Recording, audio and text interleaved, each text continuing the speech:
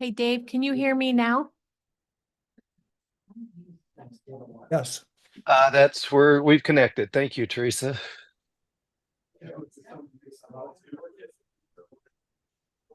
All right, Nathan hasn't started yet, but as soon as we do, but can you hear me now? Yes, I can. Thank you. All right, it does sound like our audio and everything's all connected, so if we want to go ahead and get started. Do you have a Zoom link for me? Yes. Then I can do a screen share. Invite you.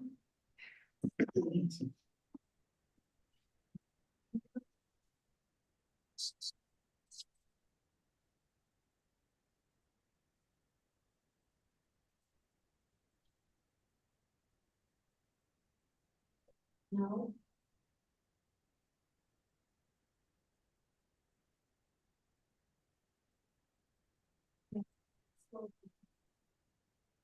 Thank you, Justin, for handling things last month. You did a great job. Yeah. You're gonna earn yourself a spot. I know, be careful. You might get a promotion. We do need to do that, right, for next year's, Yeah. but we didn't put it on the agenda for today, so next month. Kind of like it's supposed to be done in July and we haven't really. Feels like July. Till Thursday. Friday. So Friday when it's snowing. I was gonna let you know, Nathan, that Lance has resigned a couple months ago. The mayor hasn't replaced him yet, and I thought he would announce it in last meeting, but I didn't see that he did, but Okay. Yeah, I didn't know that, so that. Yeah. He just felt too busy. yeah, he was just, Too much he'll, going on. yeah, It's a lot. Got the crossing guard job. He's everywhere. Yeah. We do have crossing guard, but he's the substitute and he seems to be there every day, so. Okay, wow. And so if you have someone that you want to give a name to the mayor, just let me know. We do have an alternate position available. So we'll have- Just the one position? There'll be two, depending on what the mayor chooses. Right now, Ray is an alternate, but I don't know if he's gonna move. I don't know if he's talked to. Has the mayor talked to you at all about being a permanent? Okay.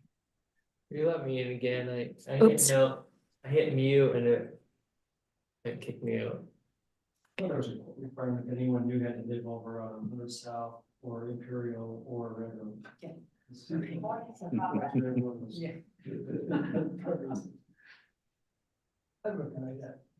Yeah, and they tried to move out. We need some North, Ray used to be North Morgan, we need some North Morgan left over there. Yeah. Quite often when I come home, I just, go out and get about halfway to my house and go out. What am I doing? Okay, I'm ready when you are. Okay, let's jump in. So earlier in the week, the amended subdivision regulations were sent out. So let's just go through those. You said pay particular attention to the blue. Yes. And I read through this a couple of days ago as well. So A lot. it is a lot, And but don't it's worry, we're not trying to pass it tonight. 20 or 32 pages, but it was 40, wasn't it? So Yeah, we've actually cut down and so previously the planning commission gave the recommendation, rather than overhauling the existing Morgan code, this is entirely new. This is not a red line of before. This is a new code. I reviewed a lot of cities that had updated it this year to meet the new state ordinance. And this is a combination of those to go through it. I've already gone through this once with Gary and our attorney, and then also with Matt Harvickson, our engineer, and they're doing more comments as well. what was And the state ordinance that we needed to update to? It was in 2023. I don't remember the actual ordinance, but I have the bill that year. But it was just updated this year. Well, this says effective 11/1, but what applies to us is was this year's legislation and last year. And originally it was cities greater than 5,000, and then they dropped it to 5,000 and below. And it's before the end of December, we have to update it. And it's a fairly monumental change. What specific changes were they looking for in that update? The update is, the biggest update is that city councils are no longer involved in plat approvals. And also there's very specific timelines and cycles. And you can have up to 4 review cycles. And as a smaller city, we get a longer time window. One of the questions I had as I read through this yesterday, what's the difference between the planning commission and the planning department? Planning department is Teresa and me, Okay, and you guys are the planning okay. commission. 'Cause I see that used a lot and I wanted to make Yes. sure I was clear. That's what I thought, but. I And we're wanted to make- both land use authorities. And also another thing is last time at the planning commission, you said, why do we approve this first and then you're gonna make these changes afterwards? I agreed with you.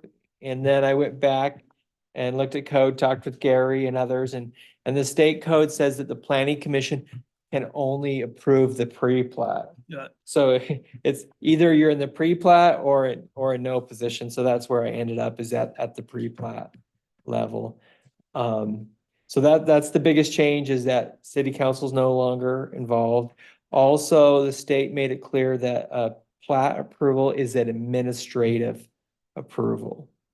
So, and administrative means if it meets all the ordinances, checks the box, you have to say yes.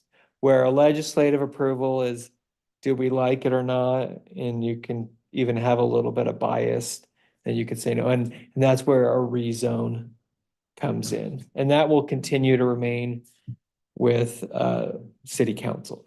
This is very helpful. Oh, good, good, Charts. good. To me, they are. Well, it was helpful to me too, and we'll probably tweak them a little bit as we go along. For example, Gary asked about the mixed residential overlay. And so we'll have to add that in because that's sensitive lands, and overlays will still continue to be legislative. So they will go to the council. However, they can do the rezone, and then it still goes through the plat process normally. They could do it either in conjunction and it goes all the way to council, or they could, like they did, or they could do it first rezone and then plat, and you would only see you would see the plat, but they wouldn't. So on the screen, these are just a couple main ideas I want to talk about. We last time we talked about, we're gonna have 2 processes, a minor subdivision and a major, which is like normal. If you got a better name for that, it's fine. Sounds kind of music. But before, the city had small and just like normal. But minor subdivision is pretty typical planning language. And I picked 5 lots or less. I don't think we nailed down, I went back and looked at the notes. I don't think we nailed down on a number. You did say that 9 was too much, because I told you that's where Weber County is. And maybe now we just have a discussion on that. Do you feel like, are you okay with 5? Could it be 3? I mean, we just have to draw a line in the sand somewhere. And with the minor subdivision, you will not see it at all. The pre-plat will be staff and the final plat will be staff. So you don't see it at all. I think the Any thoughts on that? What? So I think the reason why we were talking about minor subdivision at 5 or less, because, you know, on a private lane or road, 5 or less that's required, but is the most you can have.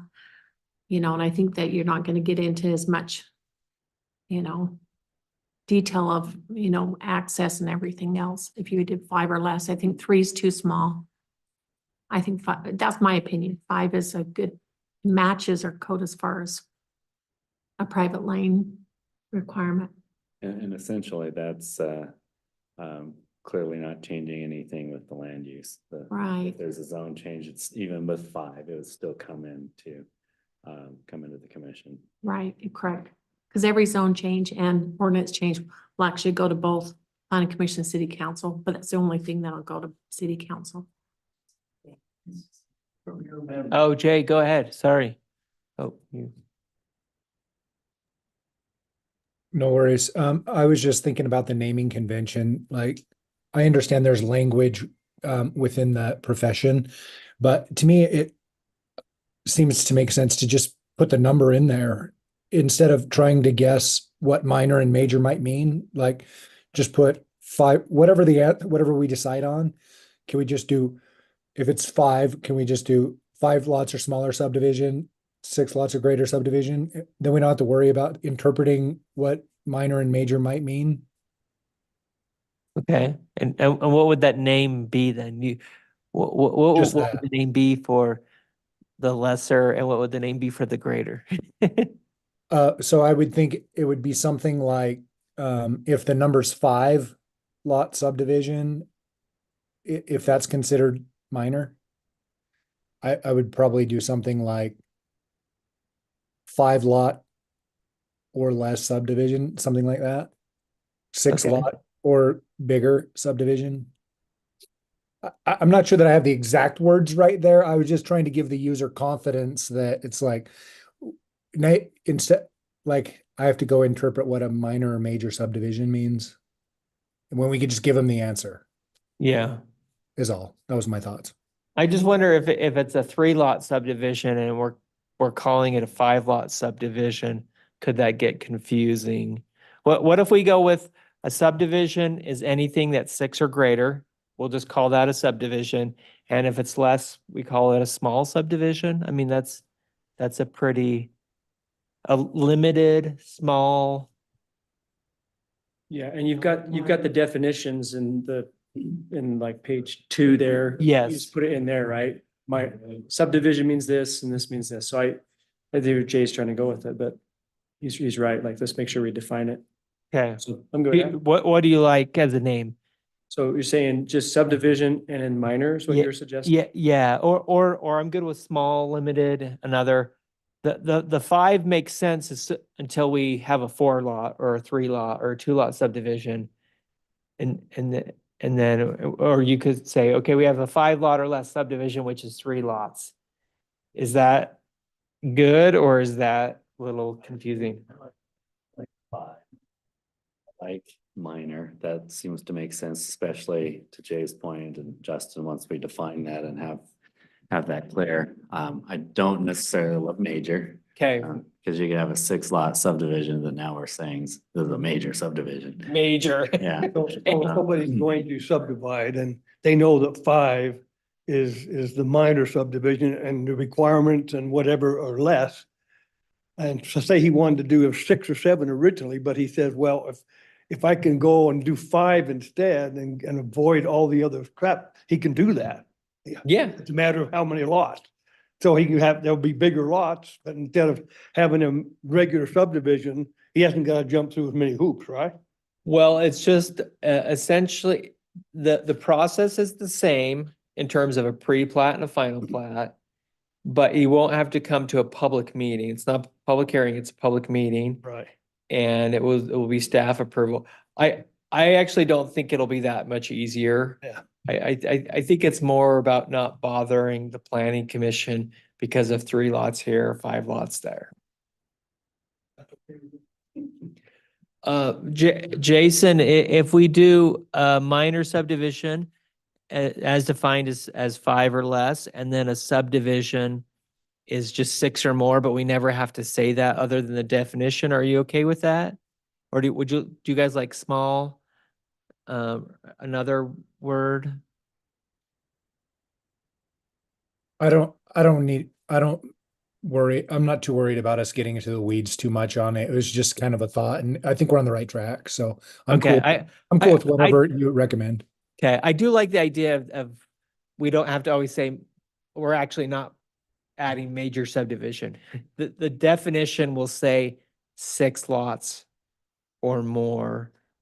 And there probably will be language that says, in this case, you know, or the planning commission does this, if it's a minor subdivision, staff will do the same thing. So they get the same process. Okay. So we talked, everybody's okay with 5 lots then for the minor subdivision? Okay. This next bullet point, whole application is required before a project starts. We're gonna have a very detailed application with checklists. And the detailed part is the checklist. And how Teresa and I talked about this last week. We even went to a planning conference session where they had that. It's one of the topics. I like to see a column that is where the developer checks every box saying he's provided, and then staff, we do that too.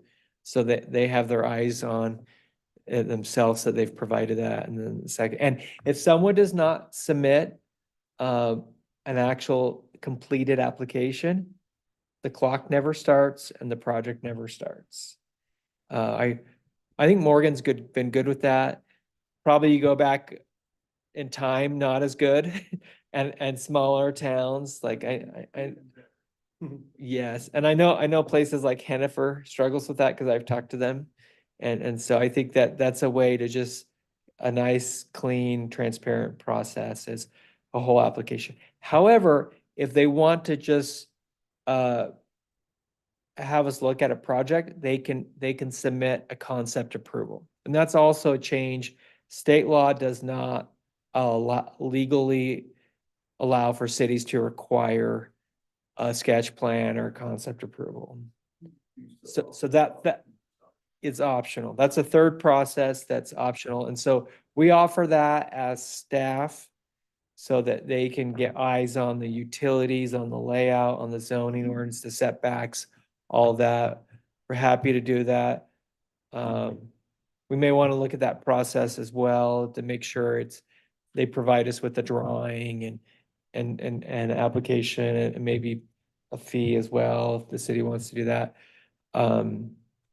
But as far as concept, in the past, we have done some where the developer could come and submit a concept to planning commission and talk about it. I don't think it's necessary, or we may not even need to allow it. If they want to do a rezone, then if they need to do a rezone, then maybe we have them, if they would like to, they'd come in. Do you like that? What are you guys thinking of that? No, if it's just a straight subdivision. And yes, if they want to do a rezone, which is a legislative item, which first has your recommendation before it goes to council. Claire, so you're talking about before the public hearing on the rezoning, the planning commission, you do a concept review with planning commission in a public meeting? Optional. As an option, and then Entirely optional. just so they have, the planning commission has more than just a public hearing to see. If they want to talk about it, you know, say somebody has a big idea and they're like, I want to just come in and talk about this.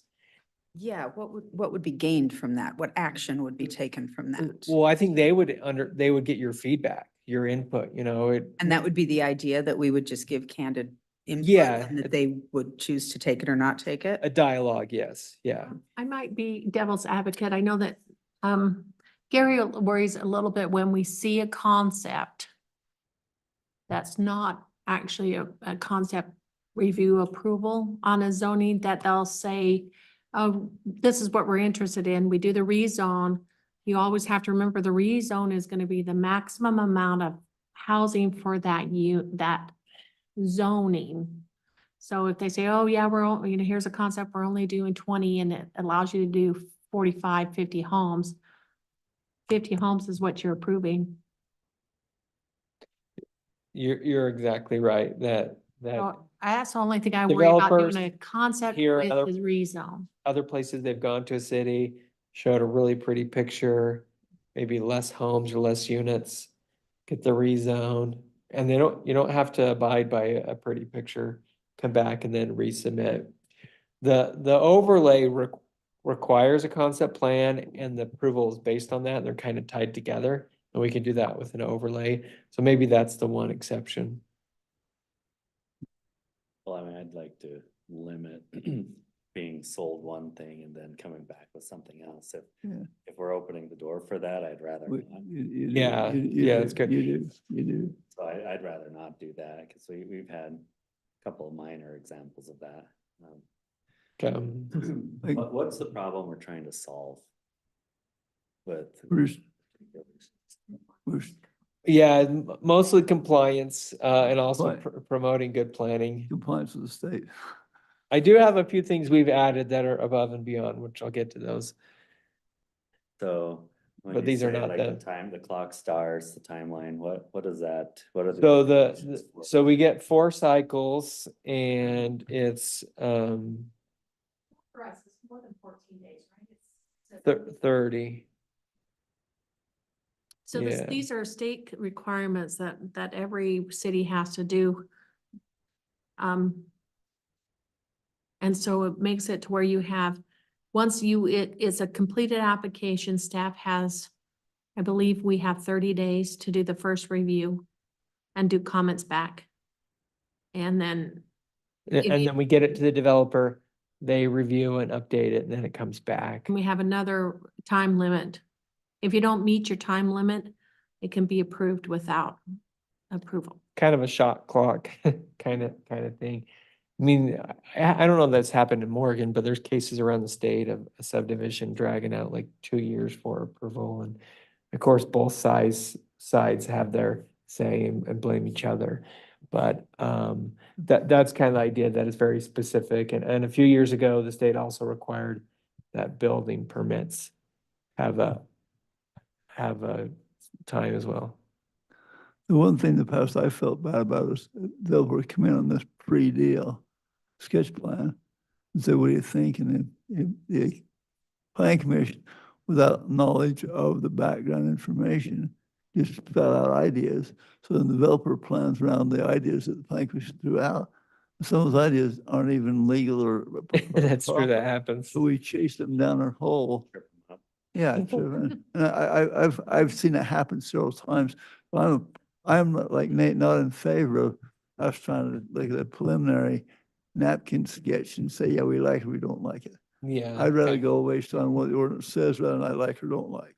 Yeah, okay, let's do that. Can I ask one more question? Yep. So this is this only on, well, so minor subdivisions, does it even matter if we're talking minor or? No, it doesn't matter. So, because I think, so the one difference I can see, so let's take an example, like we had the Andertons come over, right? Theirs is a minor, right? And they were frustrated, right? I can say that, like, they would been back and forth, they're like, we didn't know what's going on and who does what, like, but anyway. Like, I can see where a resident who's been here for a while would love to have feedback, like, hey, they're not a big developer, they're trying to general contract, whatever, right? I can see why that is helpful, but I don't know how to solve for a bigger developer who's coming in and doing what we just said versus somebody who actually it might benefit on a smaller size or, call more homegrown one. Yeah, so, on a rezone, we won't do that, so we'll put that aside, and on the plats, Mhm. It's an optional review with the design review committee. So, and anybody could do that, a 2 lot or a 100 lot. With the compliance and this checklist approach, in theory, the Andertons would have everything they need to do up front. and It Yeah. wouldn't be a matter of, I don't know what to do. How do you tackle this? Yeah. Yeah, So they'll have a roadmap that they can. I think that's where they were frustrated, at the road, and I think maybe people confuse that with coming and talking to us, we throw all that stuff out there, they're like, well, that's the roadmap. Yeah. But it's not the roadmap because some of the stuff doesn't even matter, or it's not legal or whatever, so that's a great point. We is that don't that's- understand the engineering, we don't understand the code, we don't understand all those things. Which, So a good example is the Anderton. It wouldn't have come to planning commission and so engineering and planning, we're giving them good feedback, but everything we were talking to them, then they'd have to come to planning commission And you're like, well, I don't know why you're expecting this or this and this. Well, because it has to be for this code and it has to be this. And they had to wait every time to come to a planning commission once a They didn't month. want to believe staff's recommendations was the problem. And the staff would have just gone through the whole thing and then they would have been approved. But Sometimes homegrown boys don't want to believe what staff. Oh. That's true. push your button, Ray, though, so. Okay, this next item, and on an application, there's essentially two parts. And this is how Morgan does it, but I think we're gonna just clarify and keep it this way, is that there's your plat and then there's your construction drawings or your improvement drawings, and you have to do both. And that sometimes surprises people because in ancient days, people would just do a plat and expect it, here's the layout of the lots and the road and all that, and I want an approval. But we're also saying you have to show us how you're going to build that. Where's all the utilities? How's the grading, the stormwater, curb and gutter, and on all of that. And this is one we wanted to double down on, is that we require that up front. Some cities have, and this is more in the past, have been where the plat is like pre-approval and then final plat is plat and improvement drawings. But the problem is if you lay something out and then utilities don't work or the grading or something. So this does require more money and more engineering upfront on a project, but then also it can save themselves a lot of time, and it'll probably prevent tire kickers from either doing a project or just going all the way. But it will, so that Morgan's has been requiring that, but in this way, I think we're just gonna be a little bit more upfront about that and clear. Okay, this is something that we're still working on how it will work. It's not necessarily shown in the ordinance, but this was something that Matt Harvickson, engineer, brought up today that, and I really like this, is that before you see it, we will have gone through a staff review cycle, meaning we've redlined it all, sent it back to the applicant, and they have to update it before you see it. So it's already gone through one cycle. I think at that point, we'll have caught 80 or 90% of the issues. And so you're not seeing an application. So we're essentially given 4 review cycles, and we want to move one of them before you even see it. I'm not 100% sure how that'll work, so I'm working with Gary on it. And not every city does that, but I think that would really solve some concerns we talked about last time and help on that. Okay, as I mentioned, the pre-plat approval is the planning commission, and then staff is the final plat approval. And then we get the 4 review cycles. And then also, before a So is plat, there ever a situation where the plat would come before the planning commission then with this new structure? If. Where a if final both- plat would? Yeah, so if both pre-plat and final plat are, oh, we do have pre-plat as planning commission. Yes, Okay, I yeah. missed that part. yeah. I'm sorry, go Very ahead. good. So yeah, pre-plat is planning commission. And then in terms of recording, this is where we'll also need to be a little more clear, is you build the subdivision, but there's a certain point where the utilities are in, road base, all of that, but it's not actually final. I was under the impression that asphalt, curb and gutter, basically you're ready to go build a house. And Matt's told me that no, the state law, it's like it's an almost ready when that plat's recorded and those lots show up and they could be sold. However, no building or no certificate of occupancy before everything's 100% done. So it is a little bit of a Start risk. Construction, but you Yeah, can't. yeah. And it typically takes 6 months to build a home. And so what's that? I built during COVID, it took me a year and a half. Well, okay, 6 months is a good fast pace, but yeah, it can be a lot longer. And also, so this allows for that process to move a little as quick as reasonably possible. If someone decides to start building before the subdivision is 100% done, then there's a little bit of risk on themselves. Yeah. And also, there's a risk on the developer because that's there as well. So in the interest of speed, then it almost feels, and I don't have a strong feeling, I'm just trying to understand it, that that it's backwards. Like you'd almost want to have staff do the pre-plat approval. And then, once that's all, then when they're done and they're ready for final approval, then it comes to the planning commission. That would maybe be better, but the state law doesn't allow for that. Okay. You can only review the pre-plat. So in some cities are having staff just do it all administrative. And that's an option, but no, planning commission cannot review final. And I think that's why Matt wanted one review first, so then you're not looking at something that actually is not gonna work for infrastructure. So with one review, Matt's can say, hey, this isn't working, you're not at city standards, this is our standards, please do whatever it If we might get be. the same problem as a concept plan coming in, if we get a pre-plat that hasn't been vetted. True. And also that's why we require the improvement drawings. Okay. Yeah, If you're going to the level of all your utilities and plans, you've done surveying, I mean, it's a full set at that point. and I was gonna tell you that, when we were talking about when, the process of once it's been approved, once it used to be, this has been going on for about 5 or 7 years ago is when this started, where you did a subdivision, a plat was approved and it was recorded. But you couldn't sell any lots until all the infrastructure was in and start building. And so then state legislature changed where you could approve the plat, but then the developer could start and do as much of the improvements he wants, but he can't sell until he records a plat.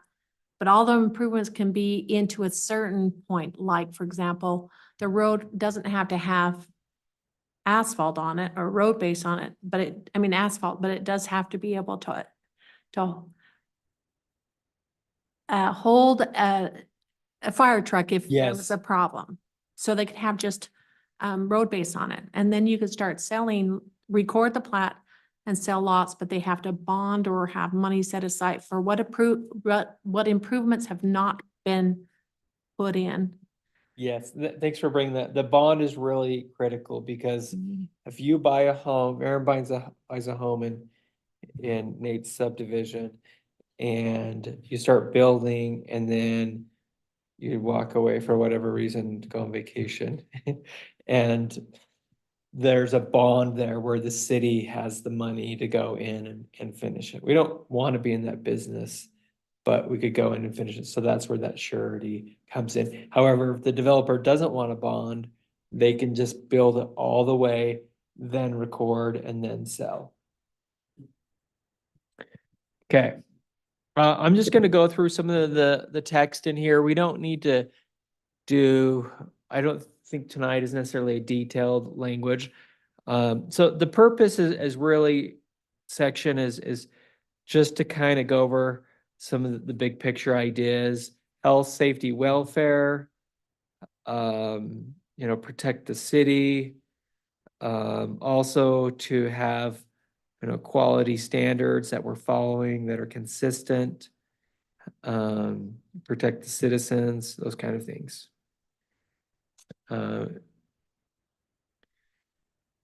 Okay, on the definitions, we'll still be going through some of these. Bonding is just gonna be, Gary added this, so we're taking out this letter of credit. We're requiring a bond. You know, there, and these important words are all in here, the complete application, concept plan, some of those things. I don't know that we need to spend a lot of time on the definitions. But if you see that as you review this, if there's anything that says that we're missing a definition, just bring it up. Hey, Jake, I've got one question there. Yes. In the past, we've talked about land use authority. When and where do we establish that? So that will actually, we're going to need to update the zoning ordinance under the planning commission to establish that. So yeah, Gary and I just actually talked about that yesterday. That needs to That- live in the zoning ordinance. And that's where we'll that's where the city code will officially give the planning commission's, authority for the pre-plat and then staff for the final plat. And this is one question. A lot of cities give that final plat approval to the zoning administrator, which is a designee, like a single person. We talked about, we meaning Gary and Matt and me, essentially maybe it being a 3-person committee, which would be a city planner, which could be Teresa or me. And I don't think it needs to be both. I would say one or the other. And typically before I'll give an approval, I'll check it with Teresa, or if she does the same, then I'll give her my approval. And then the city engineer and then the city attorney. So I think that's one thing that we'll have to figure out as part of this process. And tonight would be a good night to discuss that, is who do you want the staff land use authority to be? Is it a single person, or is it, we're kind of saying a group of 3 could work that way. So, right now in the ordinances you're proposing, it appears that planning commission and land use authority are somewhat interchangeable. That'd have to be distinguished or defined further down the road, I guess. Yeah, yes, and it would be that land use authority can be multiple people or organizations depending on the role and the time. The only thing is, So- it cannot be a planning commissioner or a city council person. Be an elected official, Yeah, or planning commission. planning commission. Okay. So I guess that then just brings up the final question. Would it make sense to have the definition of the land use authority as part of your definitions there? Yes. Yeah, Okay. either in the definitions or we reference the zoning ordinance. Yeah. Or once it's established, you could, as a definition, say this is the land use authority in your list of definitions. Yeah, yes, and it would be which land use authority body and what are their powers? Well, that'll need to be done before the end of the year also then, correct? Yes, well, Yeah. when we come back next month, we'll have that, Okay. and what I'm proposing is that planning commission is the pre-plat land use authority in terms of approving that, and then final plat is staff. And personally, I like city planner, which could be Teresa or me, and then city engineer and city attorney. So that way there's kind of 3 eyes on it. But these are also Yeah. 3 people that are available Okay. regularly. Sounds good. Because Yeah, you get thank you. planning, you get engineering, and you get legal. Yeah, no, I like that. Does anybody have a different or a change on that? Could you put just title, not a name, like, and yours or Tree, it could be either one of you should put the title in there. What do you mean by that? City planner, Yes. and not designate Jake Oh. or Teresa, just call it city planner. Yes, that's what I was thinking. Okay. That's what I Yeah. meant. Yeah, yeah. And Whoever would that be for person is, yeah, City engineer, city attorney, city planner. whoever the person is. Yeah. This probably isn't really our concern, but that doesn't create unnecessary expense for the city, does it, by involving the attorney and the engineer in those decisions? They do that anyway. But anyway, okay. and the applicant actually pays for the bulk of that. Yeah. Yeah, and we, like you said, the attorney, the engineer and staff reviews all applications that are land use.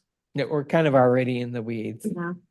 The difference is that it puts our name on it instead of the council, which I don't necessarily love, but and That's that's great. part of the reason why I like the trio and different eyes on it, and how it works in other places where they just have a single zoning administrator, is that person will not sign off until he has an official memo signed from the city engineer and maybe the attorney or someone else. So they're just kind of the final signature. The de facto trio. Yeah, it kind of is. Mhm. Having multiple eyes on it, as long as we're not creating this administrative bureaucracy that is slowing things down. But if it's Yeah. already happening anyway, and we're just clarifying. Well, and it's matching up with the state statute also. Yeah, and it can always be changed in the future, ordinances they're set in stone until you change it. Perfect. A living document. There we go. Okay. Thank you. We'll make a note of that. Yeah, thanks, Jake. Thank you. That's a great topic. And okay, so here's something we added. The approvals procedure table kind of says who does what. So we're gonna get rid of using the word major subdivision, but so on the left is the subdivision type. Change that to 5. Yes. Yes, we'll change that to 5. And then also this says who does what, if it's a minor, then planning and engineering departments review and decision. And I think that's where that we'll come up with that term of what that trio land, maybe we call it I don't know. I'll talk to Gary and come up with a name for that, but the three amigos. Yeah. Yeah, administrative land, I think so. Yeah, we could just administrative land use authority. Yeah, okay. And in Yeah, our case, that it's a works. group, not a single individual. You just have to have that in your definition of who the land use authority is. Yeah, we'll do Yeah. that. I have That a sound- question on this major subdivision preliminary. It says public meeting and discussion. So at that point, if you have a lot of people show up to that public meeting and they're totally opposed to the subdivision, but the subdivision have met all the requirements, that can they prevent it from happening? No. I mean, you could, but the city would be at legal risk. And one thing also is a public hearing is not required for a subdivision, and it's also not recommended by most people, and we've gone that route. So, Maybe Mark, to help answer your question though, this might be the concern, but we have the ordinance, and if all those boxes Oh. are checked, you've met the requirements. But I think the concern maybe comes on an MRO, and that's still reviewed and can be turned down by the city council. correct, and that's a legislative approval. Right, Where yeah. a subdivision is an administrative. So just to clarify, then, you've got for a public meeting and decision on the subdivision piece with the planning commission, but you're saying we're actually not going to do a public meeting for those? Yes, it's a public meeting, but not a public hearing. Public hearing is, you have to notice differently and longer. And also legally, you have to listen to the public. However, at a public meeting, you could choose to listen and give people But it time. doesn't have to be a comment period in a public meeting. It's up to the chair. All right. Yeah, because I had the same question. If they're coming in, it almost seems disingenuous to listen to public comments if it's a foregone conclusion what you have to do. But- Well, unless Nate, the the public said, you've missed the mark on that box that you checked, and here's the reason. Here's a study, a traffic study, here's something else that says that box hasn't been checked yet. There's an opportunity to express that. So you can use that to inform future ordinance changes. But for the one in question, it's a foregone conclusion. You could bring it up. Let's just say the report missed something that's critical. And a public wanted to come and, present their comments or Mhm. provide written comments. You can Yeah, take here's that your mistake. into account. Okay. You don't Yeah. have to.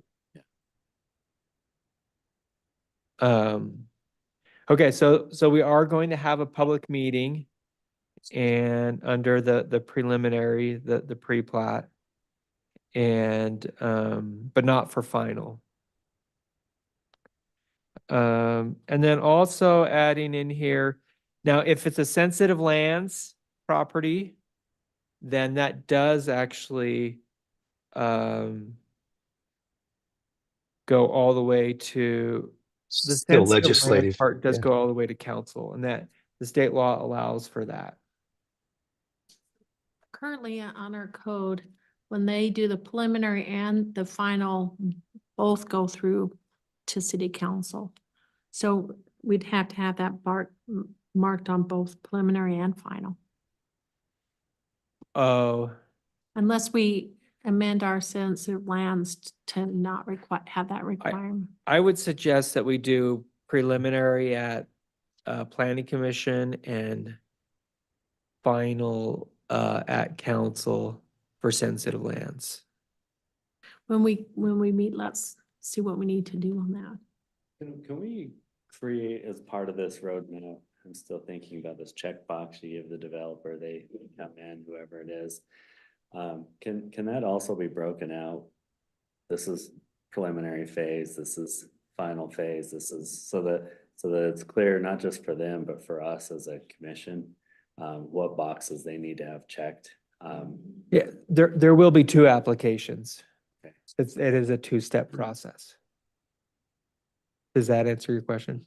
I just wanted to make sure it was Okay. clear and not arbitrary. And then also if it's I'm gonna add in here, if it's an overlay, like the mixed residential overlay, the MRO, then that also is goes to if they're Council. doing both at the same time, then that would go to the council. Certainly the zone change and the concept approval goes all the way to council. For example, the Nyman one, they did the pre-plat and the zone change at the same time. So that went all the way to council. If someone wanted to do that, then it would. If they just want to do the rezone and the concept plan approval, then that could only be council, and then the pre-plat would follow the normal process. But they have to follow it. There's no, they're legally bound that they have to follow the concept plan. So we'll add that into. Okay, clear as mud so far. Okay, this next thing we've added is this approval process, kind of all these different steps.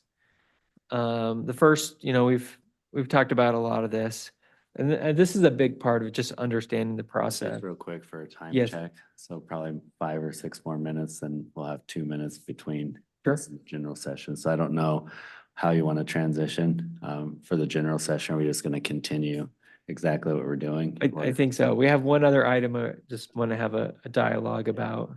Which is a good one, so. Okay, all right, carry on.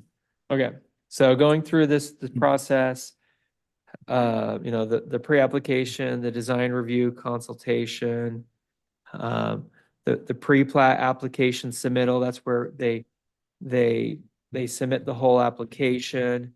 And then as staff, we review it and we say it's ready. And then we have this municipal plan set review. And Gary, this is something that Matt and I talked about today that we want to do. I'm not quite 100% sure how it fits in the state code, but we're given the 4 review cycles and we want to do one of them before it goes to planning commission. You see, you don't see any reason why we can't.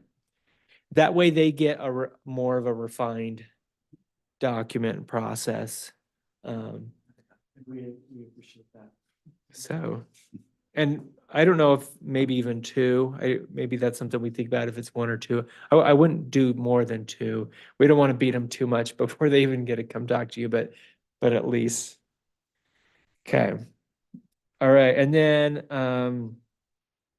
okay, and then the pre-plat review by the, in this case,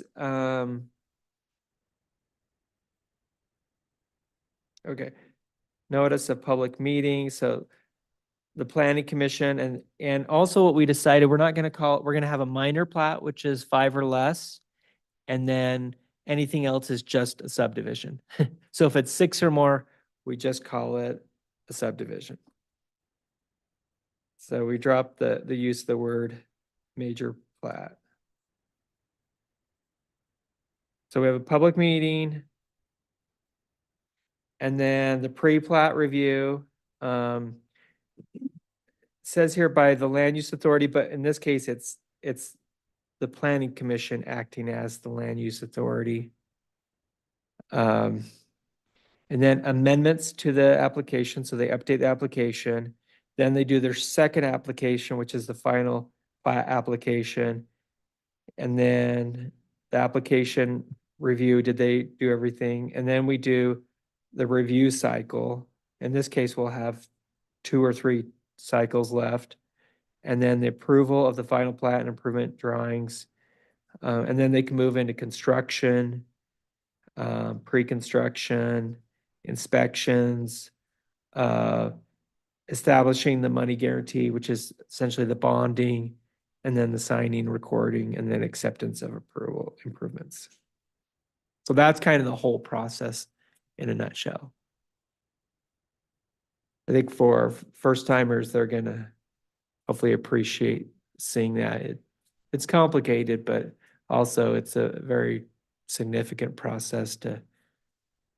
And You know. is it just as defined? So these are the steps, but then there's sub-steps. So for step 1, here's the 10 things that go into step 1, or here's the application process. Essentially, that's the ordinance. Okay, And the ordinance is broken out in this chronological order. yeah, that works. Yeah, okay, there's the final acceptance and release of remaining escrow. Do you want to stop?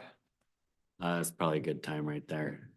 So we'll start the general session at top of the hour. Okay, great. Thanks, everyone.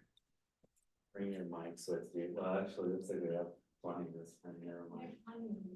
Did we order more?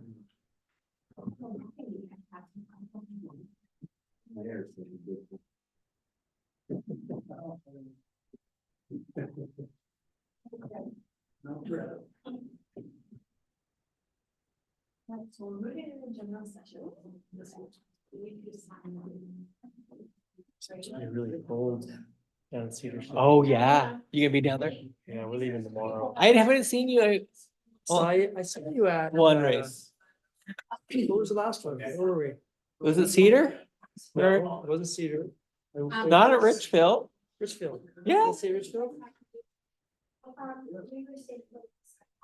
I might have passed you Richfield. Yeah, I did. I Good. think I passed you once. Yeah. And then Manaway, I saw you there. I actually could make it to the first Cedar one. Yeah, it's gonna be cold. Yeah, that'll be Try to different. tell all the girls, like, you're gonna have to wear a snowsuit. like- Well, and you want to be dressed right because you don't want to overheat, right? And- Right, like taking sheds, clothes, and feet zone. Oh, you can't. You can't, if you take anything off on the show, there's a penalty. Oh, you got to drop it in So the you have feed to drop zone. it in the feed zone. So we're trying to figure out how to do all that. The mountain bike team, there's the state races in Cedar City, and it's like the coldest day so far this year. Augie's been doing it, yeah. It's been fun. It's good. We didn't have that when we were in. I wish I had them, but it's fun because we're in Region 2, which the north end of Region 2 is, it's weird because it's Farmington and then Morgan. Because Davis is not in it. And then on the south, it goes all the way down to like Judge and Skyline and Highland. Yeah, Skyline's brutal. Morgan does the best job of beating up on Skyline. We won a region. Our Morgan got region. Oh, well, awesome. So. I didn't know that. That's really cool. That's a big deal. Riders. Yeah, No, not. yeah. As long as Morgan Mongus is. Seriously, My wife's like, did you see what they said?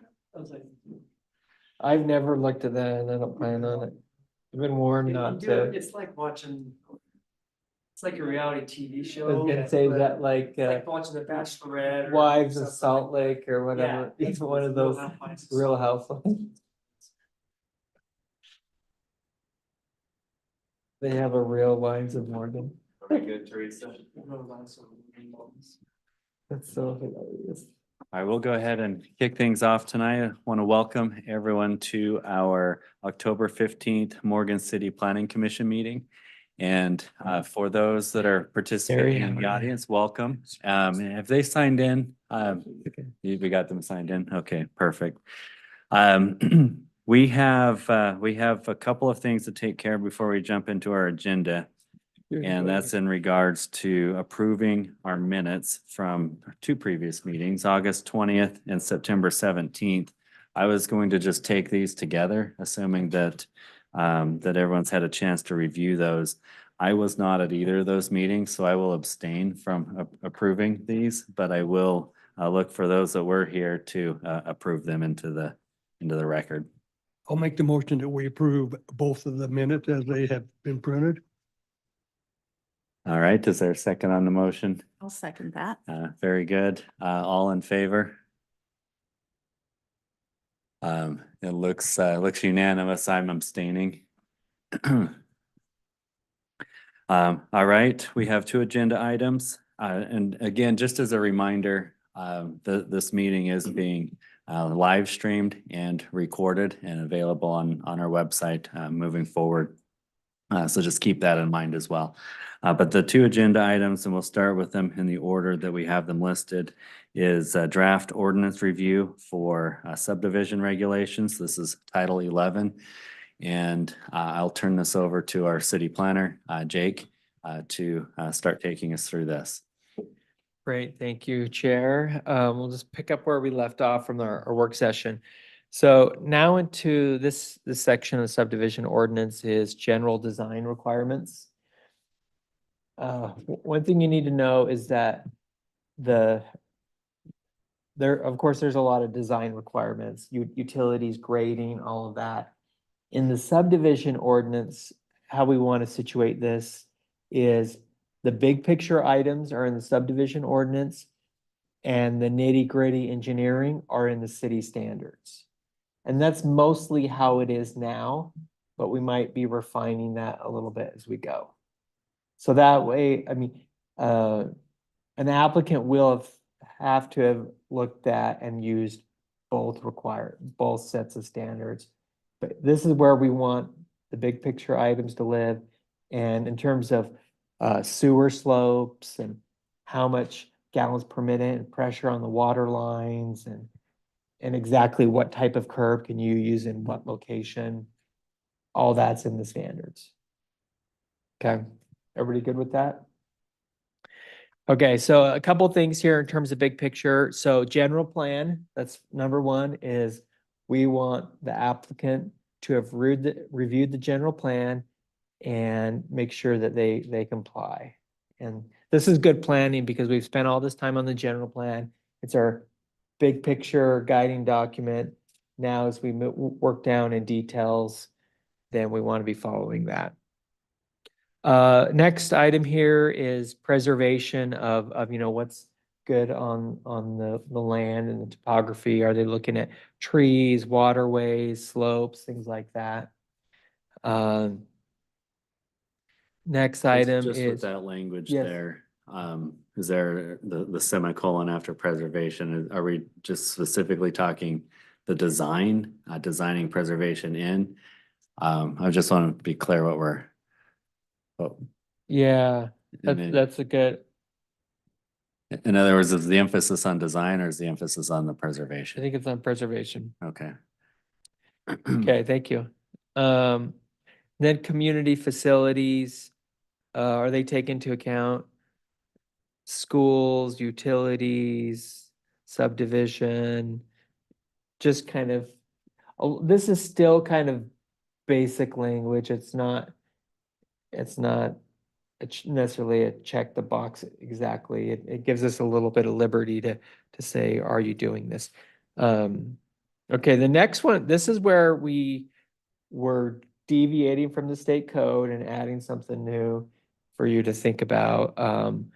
Actually requiring some street connectivity. The subdivision ordinance is the perfect place to require street connectivity. I add this because my planning with Morgan City has shown that in the past, Morgan has allowed subdivisions to happen and not necessarily been thinking about what's going to happen in 10 years with this, 20 years or 50 years.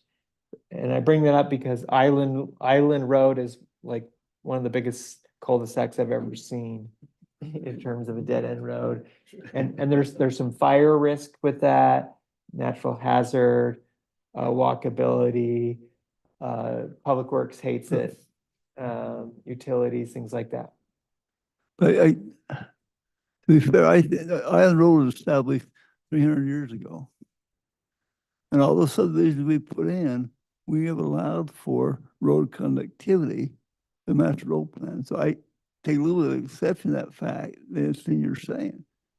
All the subdivisions down there have road connectivity in them. And we're gonna start stubbing into them, especially with Yeah. the new Well, ones. So you say we haven't done that subdivisions. I think that's not a correct statement. I think we have done it Okay? with all our Thank you. subdivisions we put in down there. Island Road is unique. I get that. Sure. It was established 300 years ago. A little bit less than that, but sure. I'm sure. Long time ago. But my point is, historically, Morgan has the grid in your core, which is basically based on the plat design, which most of Utah is, and then Morgan followed the typical patterns of you start to move out there and you get into all these cul-de-sacs. And we have a number of places where we have dead end streets or things like that, where we would really like to connect them. And as the city grows, having this giant funnel into State Street is becoming more and more problematic. And also just good principal planning is to have connectivity. And So one other thought with this, though, in addition to street connectivity, can it somehow reference the street master plan as part of this? Because otherwise you have a subdivision come in, they plan for connectivity and they stub out a street here and a street here. And then the neighboring property, they go to develop later. Now they're stuck with wherever that got stubbed. Their development plans now have to include the street where that, but then when you connect it, it may not actually make a lot of sense. So when, yes, and that's in here. That's under, it's up under the general plan part. But I specifically made sure, street widths and alignments under B there. yeah. So under our, it's under one. E1, okay. Oh, there it is, right there. Transportation master plan. Okay. And essentially there's kind of two items when it comes to connectivity. There's first, are you meeting our transportation master plan? The city ahead of time has identified this is a connection, major corridor. We got to have this street to make this work. And legally, you can require when an applicant comes in to follow that plan. Okay, because the concern is a developer coming or an applicant coming in, stubbing out a street in a weird spot just because it maximizes how they can subdivide the property. Correct. And Yeah, It's in place. And the general plan has that, so we have one in place. But also, we're having conversations with UDOT to get grant money to actually hire a transportation engineer, like an expertise there, and go through that process. And I'm hopeful that that will kick off next year. okay, sounds good. And in particular, we're gonna look at State Street, we're gonna look at the interchange, we're gonna look at the frontage road, maybe a second interchange 20 or 30 years down. We're gonna dive into some of those things down the road that we've talked about before. And then the rest of the city. Okay, so the other part in here is the first part is the transportation master plan, and the second part is requiring essentially blocks. Now, a block doesn't have to be square or rectangle, but it does have a dimension on the side. 600 feet is fairly standard. That's the Utah block. You go to Salt Lake, downtown, 600 feet or 660, depending where you measure it. That's the number we started with, and the idea is that we're actually requiring blocks to come in. And then the second thing is with that we require stubs every so often. So if you build a subdivision and there's open ground next door, you're stubbing in so that could be built at some future point. However, if there's the river or the highway or the railroad or a 30% slope, that's okay. You don't need to do it there. And you may even be able to do a cul-de-sac there. So is the planning commission okay with this in principle? What do you think about this? This is a deviation from where we've been. It's going to catch some people by surprise that we're requiring this connectivity. A lot of cities do this and a lot don't. It's not necessarily Go a ahead. few.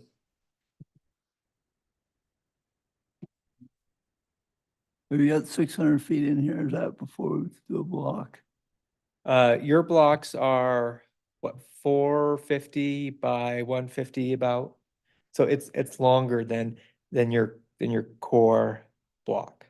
So do we want to allow them to be 600 feet or run what our core is?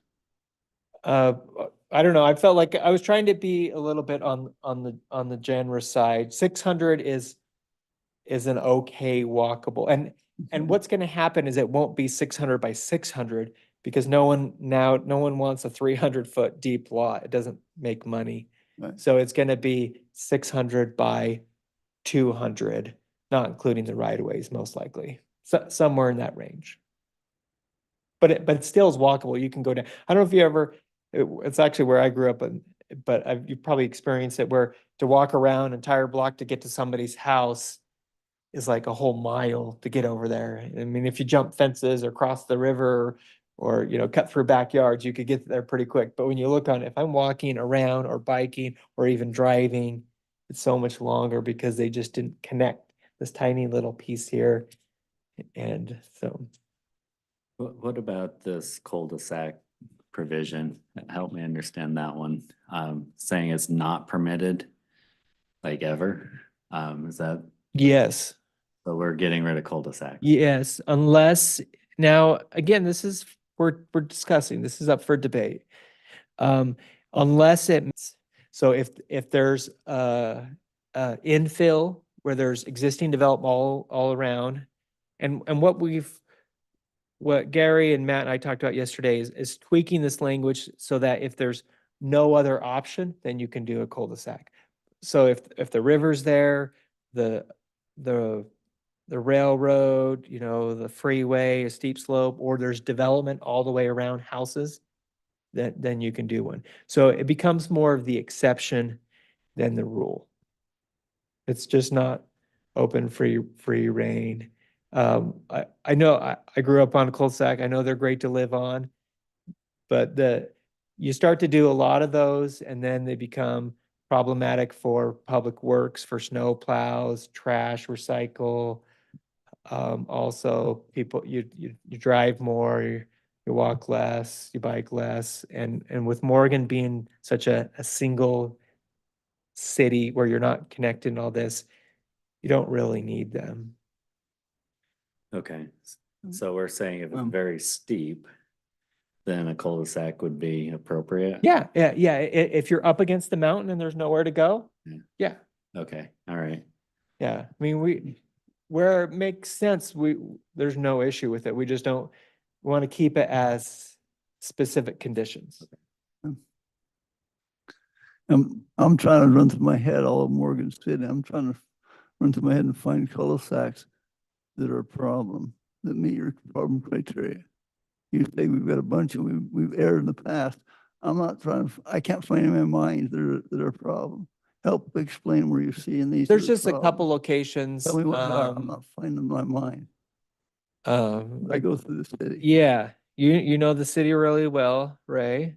And part of this is just good principal planning. I'm not Morgan has done far better than most cities on this issue. I want you to know. Over North Morgan, there's a couple areas where we would like some of these developments to connect. For example, 825 at some point getting over to connect to Sunset.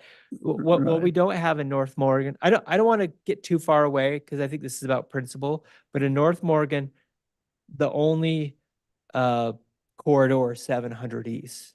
And it'd be nice if there were some connected streets over there, just speaking principally. And then also I've noticed down in here where we have this new subdivision coming in, this particular one, Larkspur, having a connection over there. There's just a few locations, but You know, Ray, it may be rather than helpful. get into that- those details, That one runs in the creek. um, That backs the creek. That's why that one's there. on that one end, sure. The question is, are you okay with this planning principle where it's the dead end road is more the exception than allowed? Because there will be, in the future, there will be some that would want to do otherwise. Sometimes you can get more lots if you do cul-de-sacs. You can sell the lots at the end for a higher price. I mean, there are financial incentives for the developer that are in opposition to the greater good of a city. And when you have a good network and you disperse traffic, then nobody feels except for maybe State Street, nobody feels like they're on the super busy highway. But when you go to a cul-de-sac system, which you don't, you start to, it's more like a river than a grid. If that makes sense, where you're dumping in. So back to this, what does the planning commission think about this principle of requiring street connectivity? How Morgan has done it since I've been here is we've just asked and kind of pushed and arm twisted a little bit on some of the subdivisions I've seen, but it hasn't been so clear and obvious in terms of Can we, codification to allow for this. can we pull up one more example? If you'll pull up Fox Point, Sure. which is where I live. I think there are two cul-de-sacs in there, but it also feels well connected. It's off 200 South. Yeah, that's down by the little park, right? Yeah, the Fox Point. Yep, that's it, right where you're. There you go. So it connects to Field Street, which is 300 West. It connects off 200 South onto State Street. But then there are two cul-de-sacs. One backs up into the park. Yeah. And one is, if you zoom in even just a little bit more, right there, that type of cul-de-sac. That's partly what I'm trying to think about. That uses the land differently. That's a pretty well-connected street. Yeah, it is. And that's a tiny one. I mean, you have 2 homes or 3 homes just inside it that Yeah. are not out on the main street. That Or are we saying that type of, that's in violation of the planning principle that you're advocating for? if this came in last, then no, because there was no other option. Yeah. If they had a bigger piece of ground, then But that whole thing was one development. yeah. And so that was from the beginning, there was a plan for cul-de-sacs. Yeah, This one, maybe they would have gone north or south. Maybe the 150 would have gone down and connected into 200 and been more of an elbow. Had that ground been open, which, maybe that would have been nice.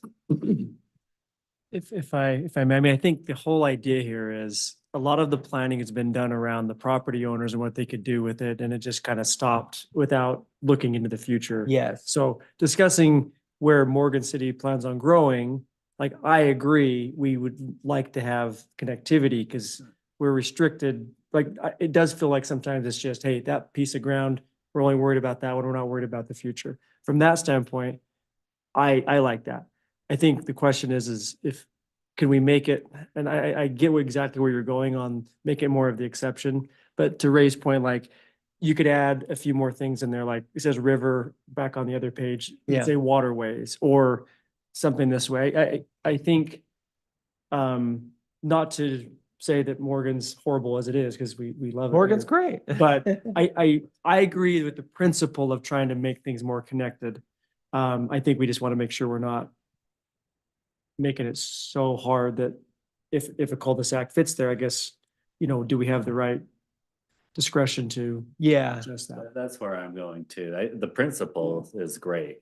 Let's improve the connectivity, but the outright ban on cul-de-sacs, and I realize that's not how you worded it, but. Well, if the developer is doing it just to increase his profitability because he can show more homes, and it's logical that, hey, it could be more connected, that's where you have to say, well, no, you can't do that. I mean, we can't let him drive us to approve it just because he's trying to get more homes on there, when in reality, it ruins the connectivity, right? So So does the language, Are you wanting maybe just if we can word in just a slight flexibility that they would have to work for? Essentially, if they're gonna deviate from this, they have to come to the planning commission. get to show a very good Like, reason if you- why, yeah. They have to justify it. If you can connect, you should. And then, yeah, but I like what you're saying. If the cul-de-sac's the option, then go for it. Yeah, and the one that you showed was so tiny that it has no impact Yeah. on, but there are other cases where it does. Gary, what do you think in terms of how to do this legally? So the best thing is exactly what the planning commission has just said, which is, you always say, what is the goal of what you're trying to accomplish? And the goal is connectivity. We want to make sure we don't destroy our ability to connect. And so we put language in there that says that cul-de-sacs may be allowed where it does not defeat the purpose of the city in connecting streets so that they are in accordance with the city's general plan, and where they're approved perhaps by the planning commission. In other words, it's part of an overall plan. It makes sense. As you're talking about, your language can be that flexible. It doesn't have to be rigid. Sometimes when you make it too rigid, you miss opportunities. Like if you were to say, just because of this and this and this, you can't have, a cul-de-sac anywhere. Whereas if you're to say, these are our goals, this is what we want to accomplish, to the extent we can accomplish that, we will entertain cul-de-sacs, but on a limited basis as the exception rather than the rule, maybe. So that's, it's the language. It's the way you put the language together. And I like what you've said here. I think we can put together language that says what you just said, which is allowing it where it makes sense. So. Can I does add that one more help? thing on it? So if you go back to your map, because you can see, the example that's gonna pop up here, go over to the new subdivision over at Pheasant Run. What's funny over there, not, you guys aren't funny, you guys are funny.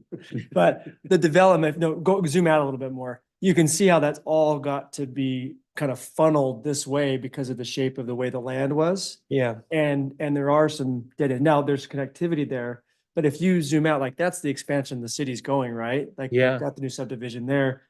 You've got Webster Lane. It's probably, I don't know which one is on the master plan to connect out there, but you don't want to have developers go in there and put cul-de-sacs where there should be a through street all the way to Webster Lane or whatever one that's going to finally give some more space out there for, I Island Road area, right? Right. Like that's what we want to avoid that. Yeah, and it's the kind of thing where you have to be specific and you have to draw the line there. You can't just have wishful language.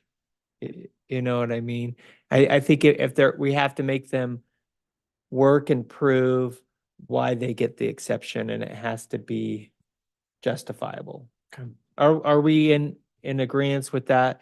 We'll go back and work on the language a little bit and see if we can tweak that kind of thing. So, and the idea is that they, again, come back with a nice street layout plan. And also what's in here is this part right here that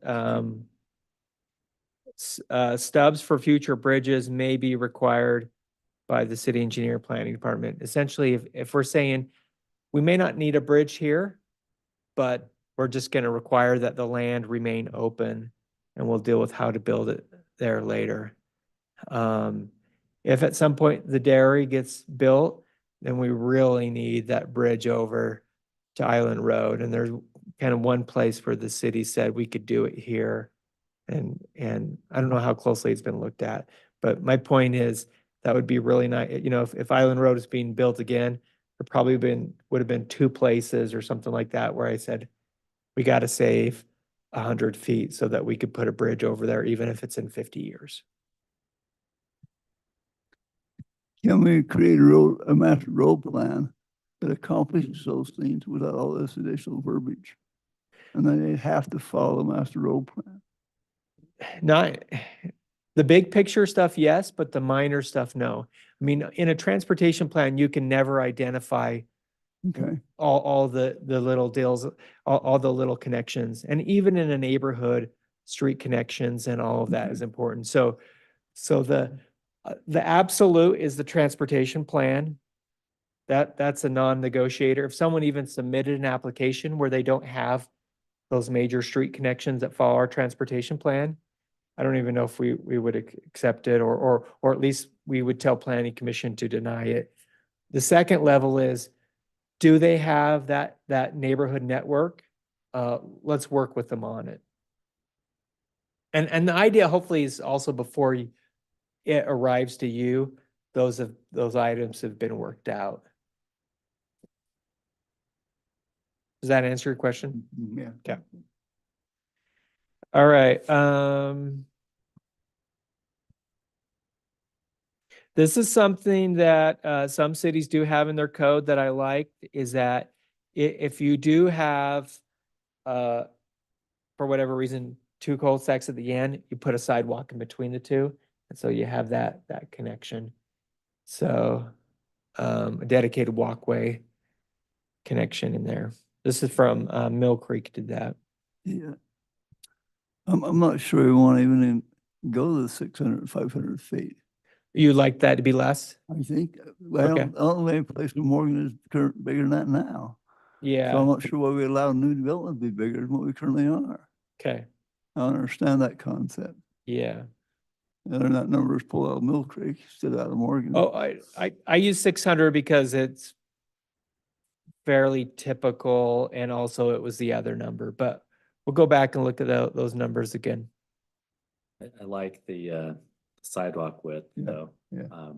The 4-foot sidewalks are hard to walk unless you're single file. You can't, you're right.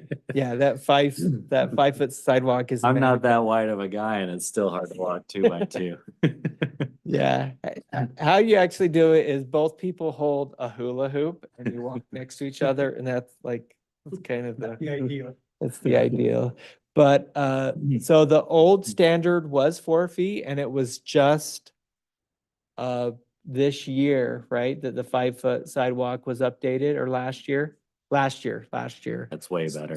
So the current Rupp subdivision being built is a 4-foot, and now it's 5. We had that discussion with them last week. Kind of seeing what we want to look at. Now we start to get into kind of the details of public works and water.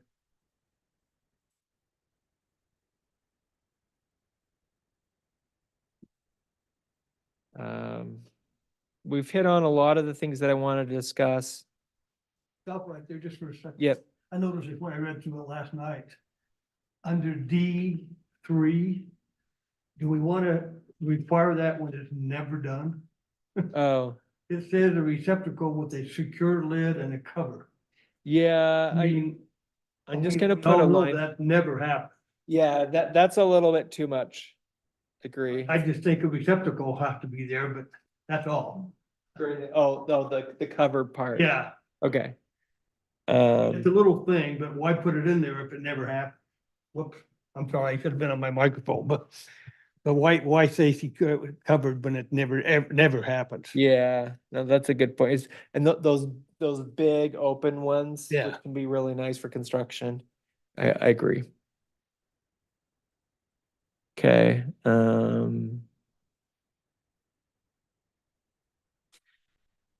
Mr. Chair, can I just make a comment? We've course. talked a lot about what things ought to be in those public works regulations and specifications that the city council approves every year. And that's where a lot of the details for streets, for storm sewer, for pipe size, you know, all the details are. And if you feel in going through this that there are some things that maybe need to be in that category rather than general subdivision category, like some of the finer details, then you let us know, because I think there are some things that might appropriately be placed In the standard. site specific in the standards, rather than you having to look at those details. The engineer looks at all those anyway, and so does our inspector. Our inspector is going to look for receptacles and toilets and that type of thing. And so those may be things that the planning commission, you know, you may want to look at the bigger picture. And we've been going back and I forth. think the trash is a good one to move. to what we put in there, you know, so. Oh, It's Jake, just can you a- back up to occupancy back there just a minute? Where is that? There's H. Hey, Okay, so you're taking that whole thing out? yes, yeah, Okay. we're looking at that. All Yep, right. that's coming up. Yeah. We had another copy that we've been redlining and working Yeah. furiously on, but I didn't want to send that over to confuse things. So I'm just kind of going through to see if there's anything. So this is something I added. We talked about this a couple meetings ago. No protection strips. This was formerly allowed in Morgan, but it hasn't been a problem. Let's just say you build a subdivision and then you stop 5 feet before the end of the road and you own that. And so you're essentially controlling that the next person can't go on and build there until they pay you, you know, $1 million kind of thing. It is a problem in Utah in the past, but we're essentially not allowing that nobody can hang on to a foot of ground or 10 feet to stop development next door to them.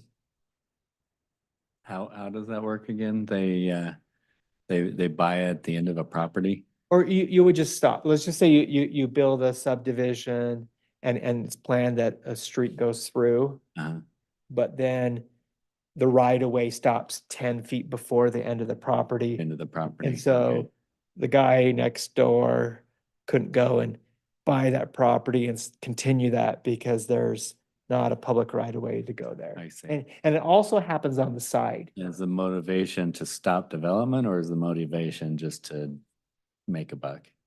Make a buck and control things. All right. And also it happens on the side where you may sell a property behind or something. The worst case I've ever seen, if you're in Brigham City, where it used to be like the old Fred Meyer, you pass Walmart and on your right, there's all these tough sheds for sale. And then behind it is a property that was owned by USU, and I don't know who owns it now, but they control this entire frontage of like 20 feet deep, and they just sell sheds. And so there's this giant commercial property, which has all kinds of opportunity for redevelopment, and somebody else owns this tiny 20-foot frontage for cars and sheds. And it just makes a very key corridor a nightmare in terms of opportunity. Okay. Think about that next time you drive through there. That's on the main exit, right? When Yeah, you first yeah. come in, yeah. And by the way, Walmart is in Perry and the parking lot is in Brigham City and they do shared revenue on the tax. That's how that's an interesting story too. Okay, I don't want to go over appeals because we're still working on the appeal process. Inactive application, so if it sits there for a time period, they can apply to renew it, but if they don't after an extension, then essentially they have to start over. So this is set up for developers who want to go forward and produce something. Is there anything in particular? Okay, now we're jumping into the pre-plat. These are all the requirements. This could even move to the standards that we could cite that, or one thing on applications, what we're discussing as staff is that the application is not necessarily codified by ordinance, meaning everything that the application is not also in the ordinance. Some cities actually do that where everything that's in the application is also in the ordinance. The problem is if you need to update the application, then you have to take it back through this whole process. And we'd rather not do that. But this does have some of the main things to reference, and anything that's required is either here or in the standards. So this is all the pre-plat application. And then we get into the sensitive lands. How much of that, I mean, I realize we're putting in a whole new code instead of redlining the existing code, but I'm just curious, scroll back up for a second. When we look at a little bit higher, like the traffic study, are these, how many of these kinds of points are brand new for the city versus, because I haven't done a side-by-side comparison. Most are the same. Okay. Yeah. Could we maybe highlight the ones that are, or is that what you did? Highlight the ones? No, that I are don't have closer? those. We could come back with that. I'd just be curious to see what the incremental change. Yeah. Teresa, do you know, we do require geologic studies. Of course, you have to do all the utilities. Most of the other stuff's pretty basic, Yeah. grading, utility, design, all of And that. then I'm not just talking this section, just in general. Sure, for the whole sure. ordinance. Yeah. But the big ones we've talked about. Okay. Which is the process, who does what, that's all new. And then the connectivity is really the only one where we're varying from Okay. existing. Could I make a comment on Yeah. that? As I went through the entire section, this is, the language that you got there right now is pretty standard, and it's essentially what we adopted when we adopted the Morgan City subdivision ordinance. If there was anything peculiar, it is more because something the city has added because they thought that was important, rather than these are pretty standard provisions that Jake has put in here. Okay. I can tell you it's almost word for word, what they have in Layton. Layton had a few things that they wanted to add to that. And you, I think, have a few things too. And so if we were to bring something back to you, it would probably be, in Morgan, they do it this way or that way. There's a few things that are like that, but not very many. These are pretty much standard things that the code requires, state code requires that you have in your plat. And so that's my review of it. And I hope that helps. Thank you. Thank you, Gary. On traffic studies, Teresa, what do we require? What's our, what's the trigger that and when a developer would have to bring in a traffic study now? Do you know? It is basically exactly what this says, if the engineer requires it, Okay. is what we do now. Yeah, and we say when required by city engineer. Yeah. Obviously, if it's a 5-lot subdivision or 10 or 20, probably not. But if it's 100 homes, that could impact a neighborhood and has to be studied, or 200 homes or something like that. A good example is when we did Riverstone Townhomes. That required a traffic study, and that was Okay. part of that because of the impact it was going to have. the impact within the development, or as you said earlier, everything in Morgan funnels to State Street. Yeah. So is the traffic study in multiple points, or is it always on that outlet into State Street? You look at you have your development and then you go out and the developer, under the approval of the city engineer, identifies intersections in the greater perimeter, and then they do a traffic count, and then analyze. So they're basically saying, here's a time, like right now, what's the traffic in this area, the greater area, and then how's this future development going to impact that or change it? And do we need to add a turn lane here, or do we need an additional connection here, or something like that? Okay. Yeah, that's helpful. And it is a little bit more of a judgment call as well. Example is that particular development did require a turn lane onto State Street and some additional things that probably wouldn't have been required on regular subdivision. Like I mentioned before, sensitive lands, we're not proposing to change that process. Keep that how it is. And Morgan, that's quite a bit, where you're either in the floodplain or you're on a slope. I mean, it's not entirely that way, but it happens quite a bit. And that's when the sensitive land kicks in, is either the floodplain or the slope. Just a question. Yes.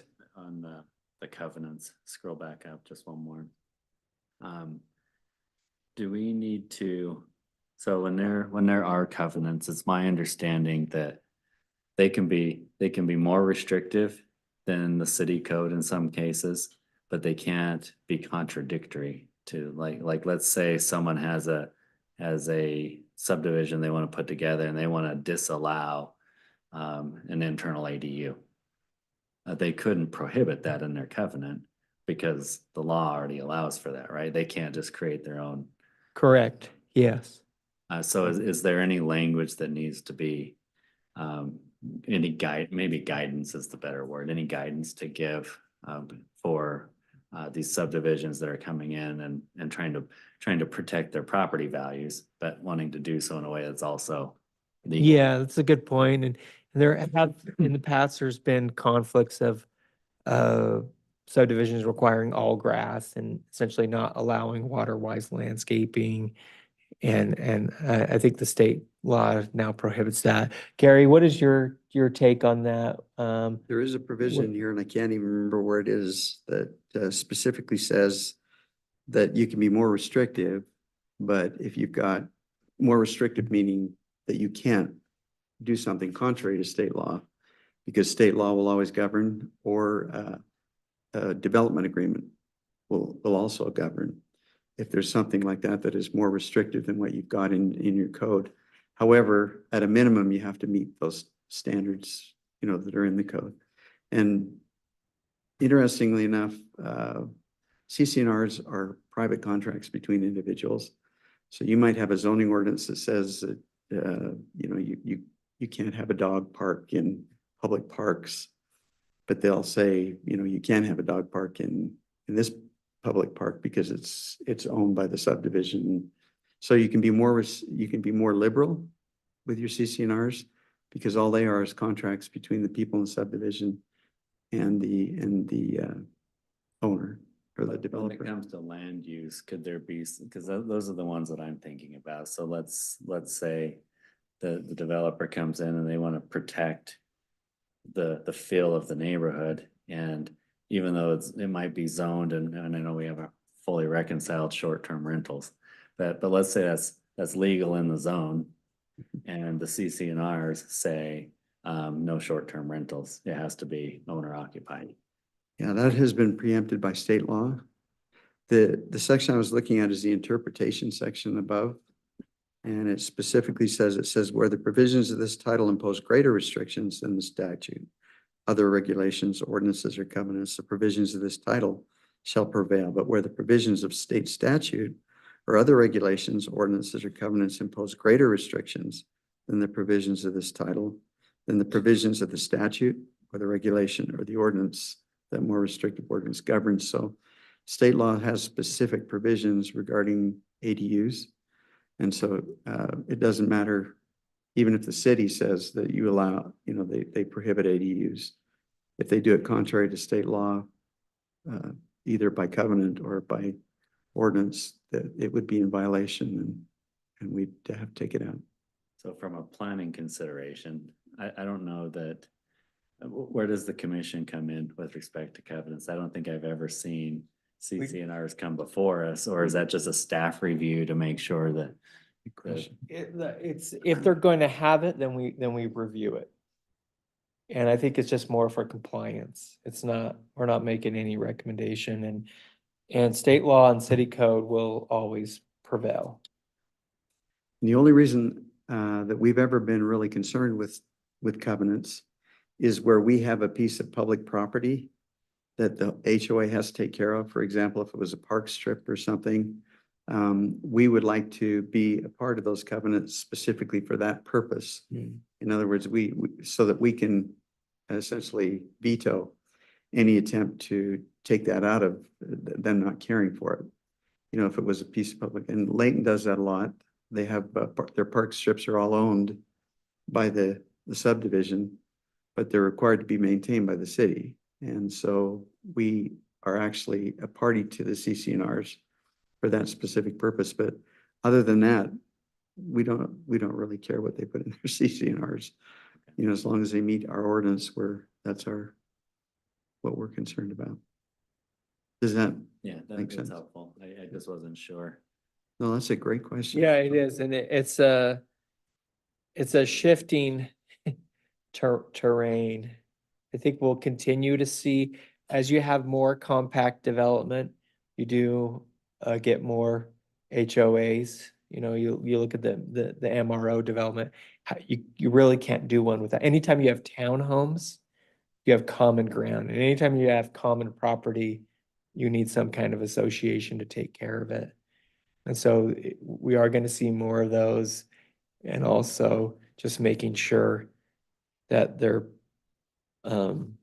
considerate of the residents and not, you know, over cumbersome. So when a subdivision includes an HOA, the HOA is required to maintain certain standards, Yes. right? And if they don't, then what happens? I mean, if they don't live up to keeping it to a certain standard. Yeah, so zoning enforcement is first by complaint. Okay. No city has the resources to be out just monitoring, looking for that. And then second, you know, it's letters and city inspector, and then at some point, the city could get aggressive legally. And there's a provision, Morgan, the way they handle it is Ty is the ordinance enforcement guy. Lucky Ty. Yeah. He goes out and he gives them a warning, and then there's an order that is given, and then there's an appeal to the city council, and the city council actually makes the determination to enforce the ordinance, and at that point, there's a penalty if they don't comply. So the decision coming to the city council as far as what action to take and when to take the action. In Morgan, that's Yeah. the way that it Okay. happens. Yeah, and for example, with the NI HO, the MRO ordinance requires an HOA and requires a maintenance plan with that.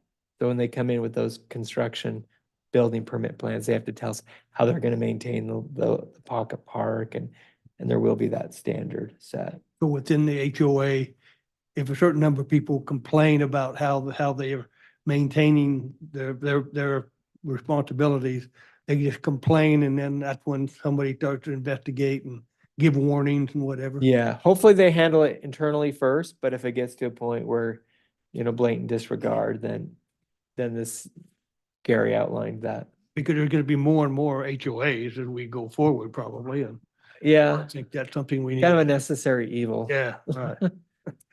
Yeah, the best thing is for HOAs to apply to large subdivisions, because they tend to really take care of things, and they're together enough to be able to enforce their covenants, conditions, and restrictions.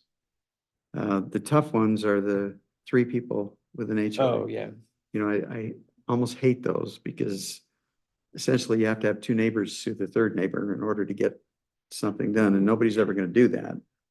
So, but that's the HOA, that's enforcement through the HOA. The city has its own enforcement, and its own laws. And if they violate a city law, it doesn't matter whether the HOA enforces it or not. We hope they will, but if they don't, we will. We will. So enforce the it. city can step in. Yes. Okay. And just a note on that is like CCNRs and an HOA is actually reviewed I review. by Gary before they're submitted. So that you don't have any crazy things in there. That's what I hopefully. was wondering. It feels like the Wild West. Yeah. Whatever you want to put in there. It's only if Gary says, yeah, I like this wild, wild west, let's do that. But no, it's, so don't think that those are things that come out and about and are never reviewed by, any attorney or staff. Gary does every one of them. But then there is a subdivision that might not have CCNRs. Yeah, many of them don't, especially the small ones. Like I say, there are other ways of handling small subdivisions with the joint maintenance agreements, which can be enforced by the individuals, the 5 individuals in the subdivision. If one doesn't pay his utility bill or doesn't help repair the street or something like that, they have a contract between the 5 of them. So there's other ways other than developing an HOA, which the big ones do. I think we require an HOA for larger subdivisions, don't we? Yeah, and for For example. the MRO, we do. Okay, I don't know for a the typical subdivision. For the MROs, that's what I was thinking of. Yeah, Those are usually big. Subdivision, we haven't required them. correct, yeah. And for, like, Can a subdivision make their own rules as far as what's expected in that subdivision? Like you can't have a trailer parked in the front, you have to be behind. So an individual subdivision can make those that not necessarily apply to the whole city, Right. right? Correct, yeah. Okay. And that's at the beginning of the subdivision. I mean, they could after the fact, but the problem would be you'd have 50 or 100 owners that would have to come together to do that, and it's just not gonna happen. If it's a regular subdivision, there's no enforcement of those. Yeah, right. Right. Yeah. Okay, I've gone through the most of the stuff that I felt was worthy of debating that I needed input on. Are there any other specific topics relating to the subdivision ordinance or the whole process that you want to discuss or make comments or questions on or anything? I don't have any more on my end, but what does everyone else feel? So, Okay. one question, speculation in subdivision where somebody comes in and buys a piece of property, do they have to build on that within a certain period of time? Or can they sit on it forever and be a vacant lot in that subdivision?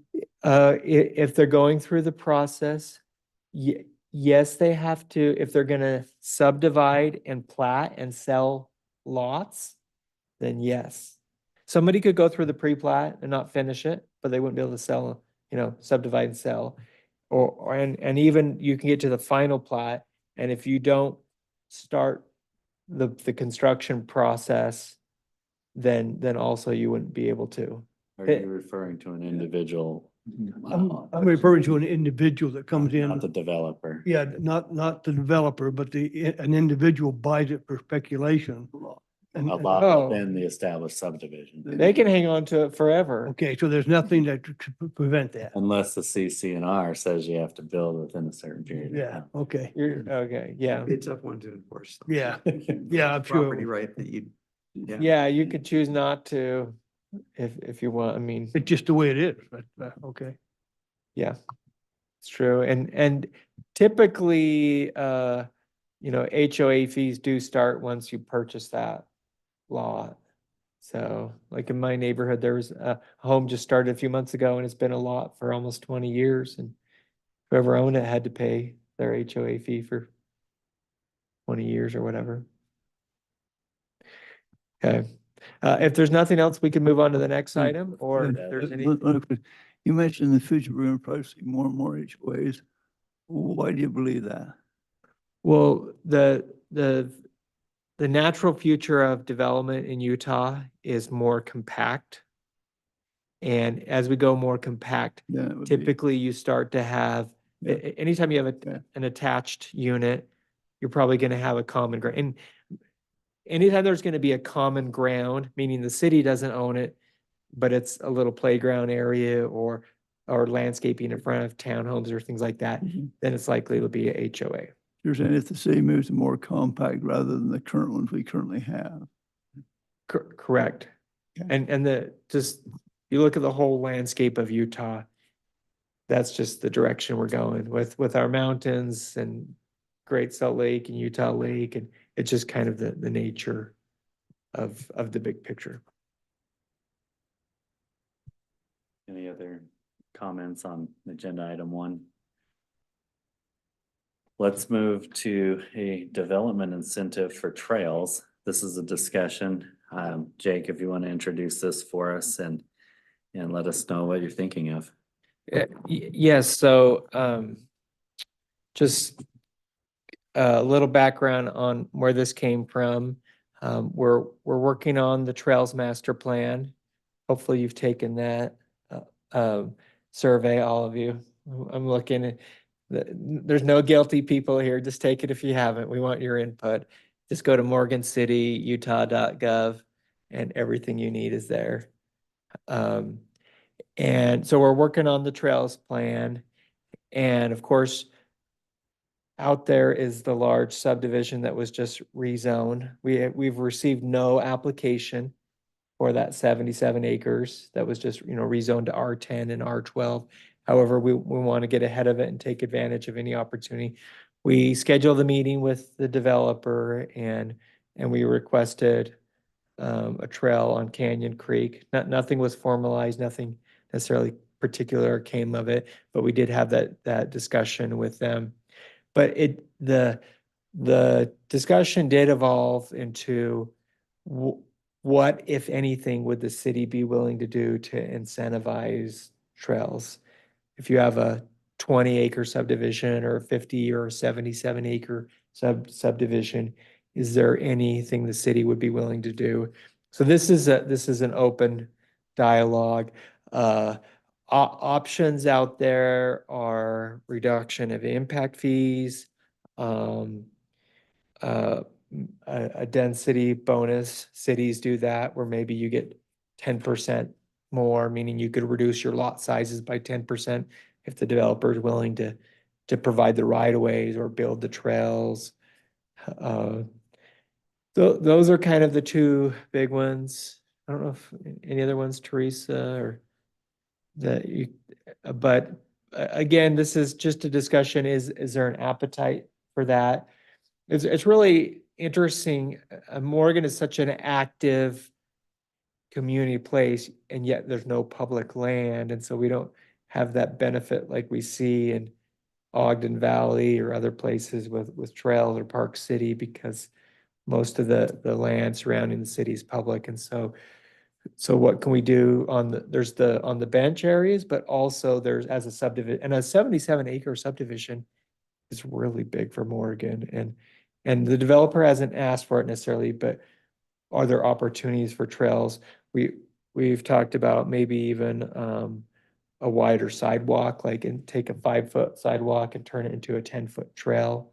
There's situations where that's happening in Utah. And so we just wanted to, again, open this up. Is this something worth exploring a little bit and discussing? And as development happens, do we want to have some tools out there? And the thing with trails is we cannot mandate them. We can't do eminent domain for trails. It's more of a carrot than a stick. Where with roads and connection and streets and all that, we can use the stick, but with a trail, it's a carrot kind of So a couple opportunity. of questions as you look at the intertwining network. So just like we have, you know, the transportation master plan, have the trail master plan, which is partly what the survey helps with. But are there certain areas in the city where that makes more sense? If it's that central block where the Knives are doing their thing, there's no point having a Sure. trail necessarily. But if you're on the benches and, you know, then it makes sense, but it should, you know, it'd be nice to interconnect because the trails don't get used if it's only 100 feet long. But I am curious about the river, like, I mean, who owns the river? As far as, is there a right of way between where the private property starts from the river borders? I don't know. No, So, no part goes right in the river. so right into the river. Yep. Halfway in. Okay. Yeah. That's Wh- interesting. Wherever that shows. All the way along I'll Commerce pull Street, it up. along Commerce Street, they own the river. Yeah, all right. Well, Yeah. that changes You're not things. So gonna- I was gonna say, You're like, not gonna have a trail between those homes and the river. yeah, that's what I was wondering. Maybe not for those, but for the future ones. In that area. Yeah, because like that Mickelson Mile, Oh, yeah. Oh, having that river trail, I'm still thinking of the Jordan River Parkway, which took decades to build, but it's amazing. It It's is. amazing. And what a cool thing to Go have. forever. Yeah, yeah. I'm just, or even if we're not doing a trail like this 77-acre subdivision, maybe there's a bike lane or something. I don't know. Just to encourage that outdoor. One additional carrot we might have is if a developer will give us the right of way and the easement, then the city could, maybe it's through a development agreement, commit to pursue grant money to help fund building it.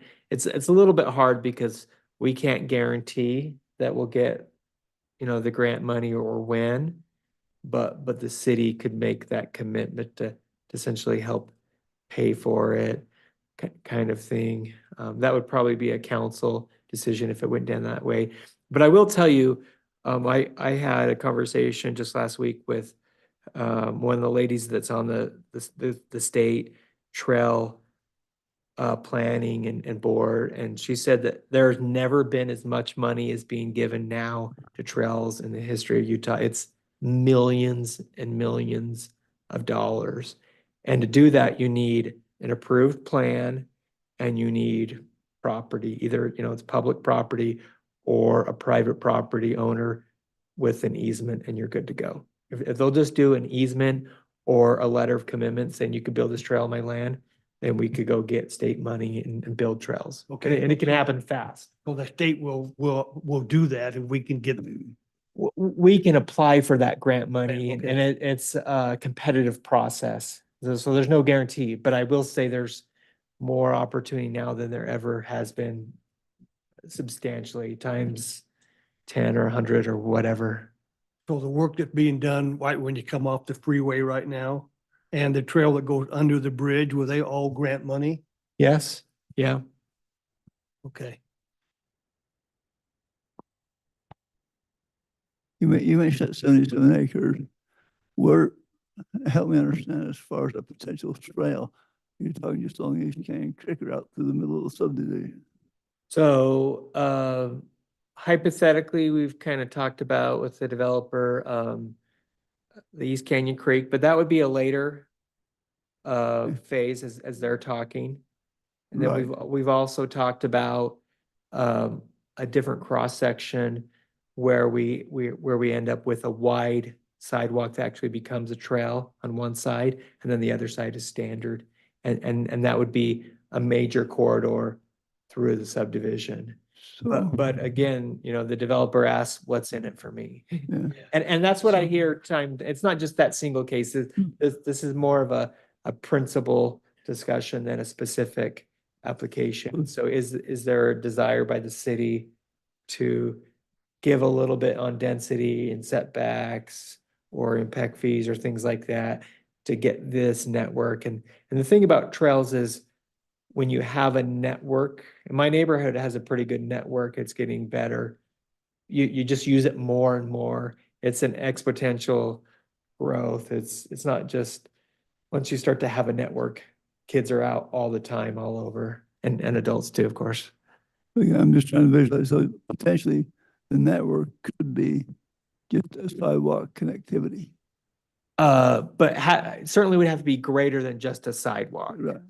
Yeah, we're going forward on new subdivisions, sidewalks are non-negotiable. They're part of the city standard and we can require that and we'll get that. But if we want something beyond a sidewalk, is the city willing to do something?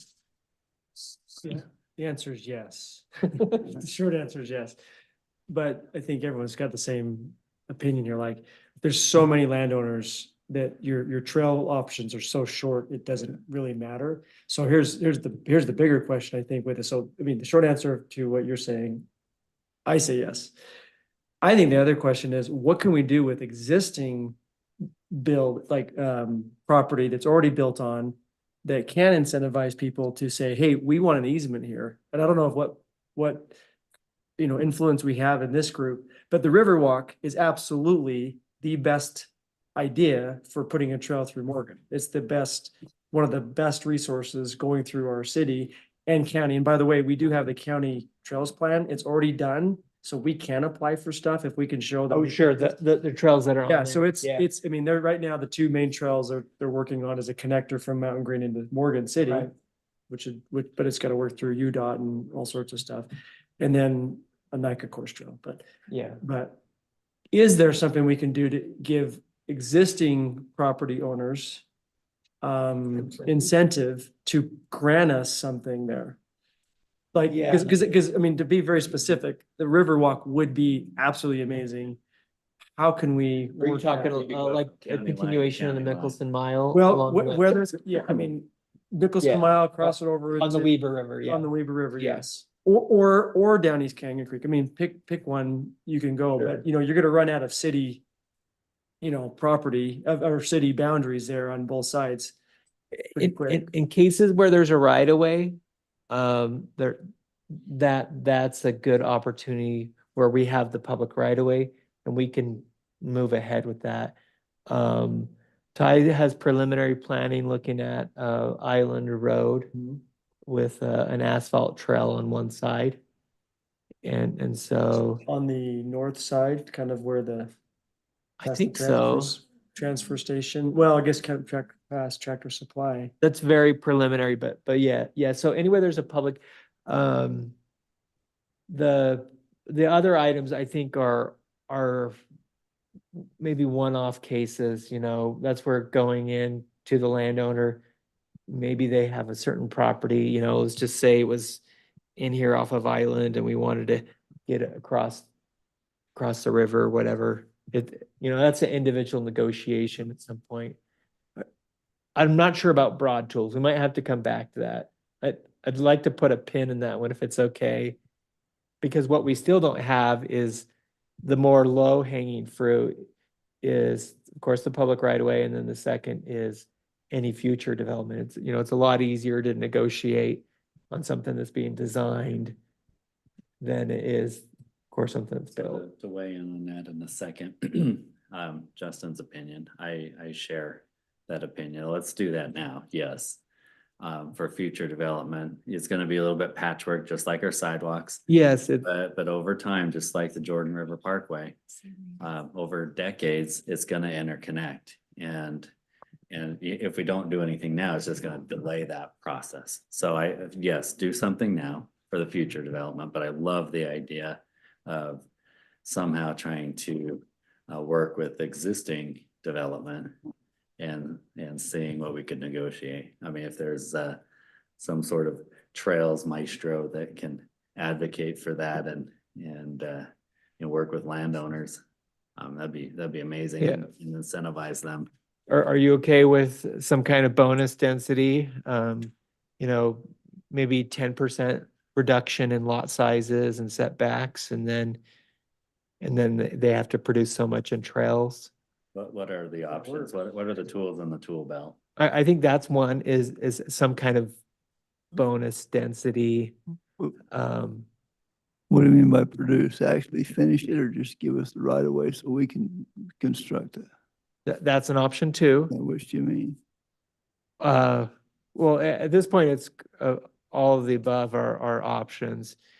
And I think we'd want to look into that a little bit more, but most are not going to just do it out of the kindness of their hearts. However, if they see if it's a win-win, then they probably would want to do that. There is the option of lesser impact fees, but we also don't want to hurt the city. That'd have to really be a number crunching one. But that actually is something that Ty suggested to me to So to the look at. easiest one's increased density.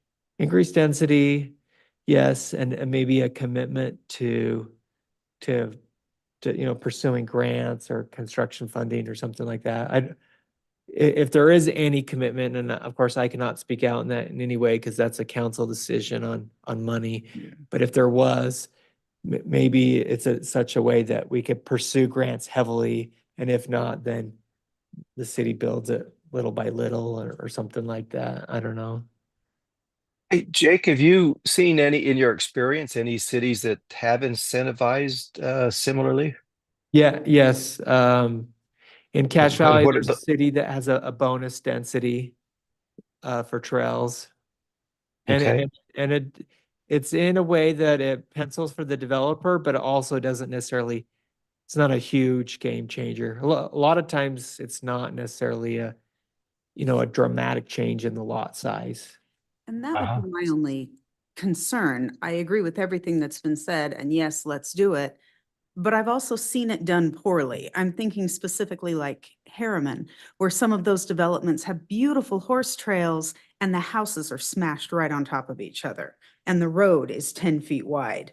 And so we want to make sure that whatever incentive we're offering, we're not sacrificing the character of the rest of the subdivision just for the sake of the trail. Yeah, okay. Yeah, Is it maybe we could- 10% lot size? No, no, I can't visualize 10%. It's, What, could you 10% look what? at Cache Valleys and see how theirs pencils? yeah, I'll send that over and you can Yeah. kind of take a look at their math. Yeah. And then Other ones. Is that what they use? question to Gary, does I Layton think do it's actually anything? more. Sorry, with Dave, I cut incentives? you off. Go ahead and start over. I just, to Gary also, does Layton City do anything with incentives? They have included that as part of their park density, the park requirement, park infrastructure requirement. Mhm. It's easier to do it with a PRUD or with your MRU because that's very, very flexible.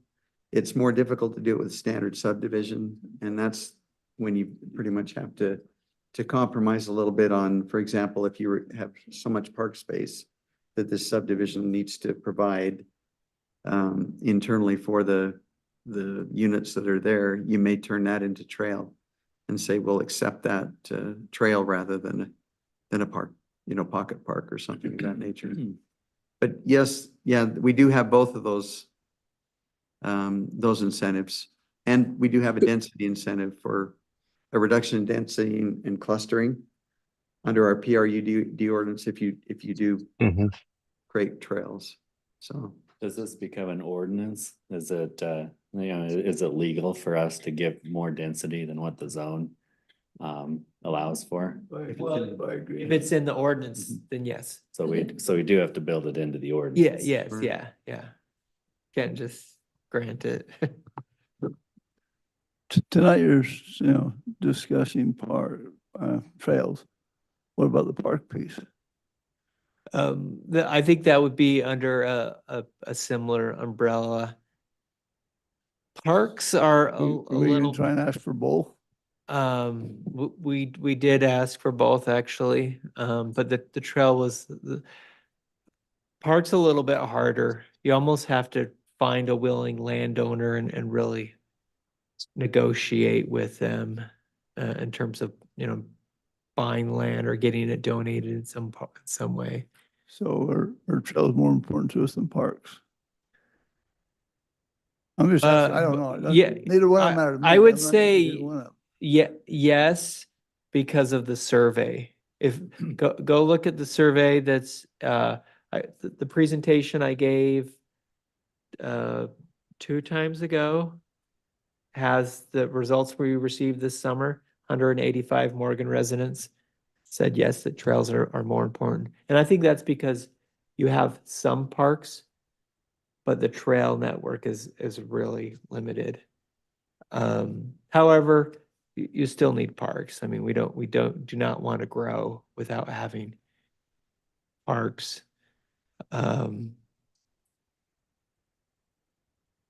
As well, but It's part of the master plan, and you indicated we were low on parks and we should increase parks. yes. So I'm not sure. So part of the question is how do parks and trails enter the same conversation with the same development? And almost anytime you have a new park, I think there really should be a trail, and both of your parks have trails. The Fox Point has the perimeter one. And then, you know, a really valuable trail is on the Riverside Park. So remind me back on our subdivision conversation then. You know, we have a 77-acre subdivision. Does that, what are the green space requirements? Or are there any? There are none. So there's nothing that we say that a subdivision of 15+ acres needs to have X, or should we, or can we? Is that even? I don't think we Wow. can, right, Gary, on a standard subdivision, can we require park space? Standards subdivision. Only if it's part of, it would be something that you would be giving up on a citywide basis.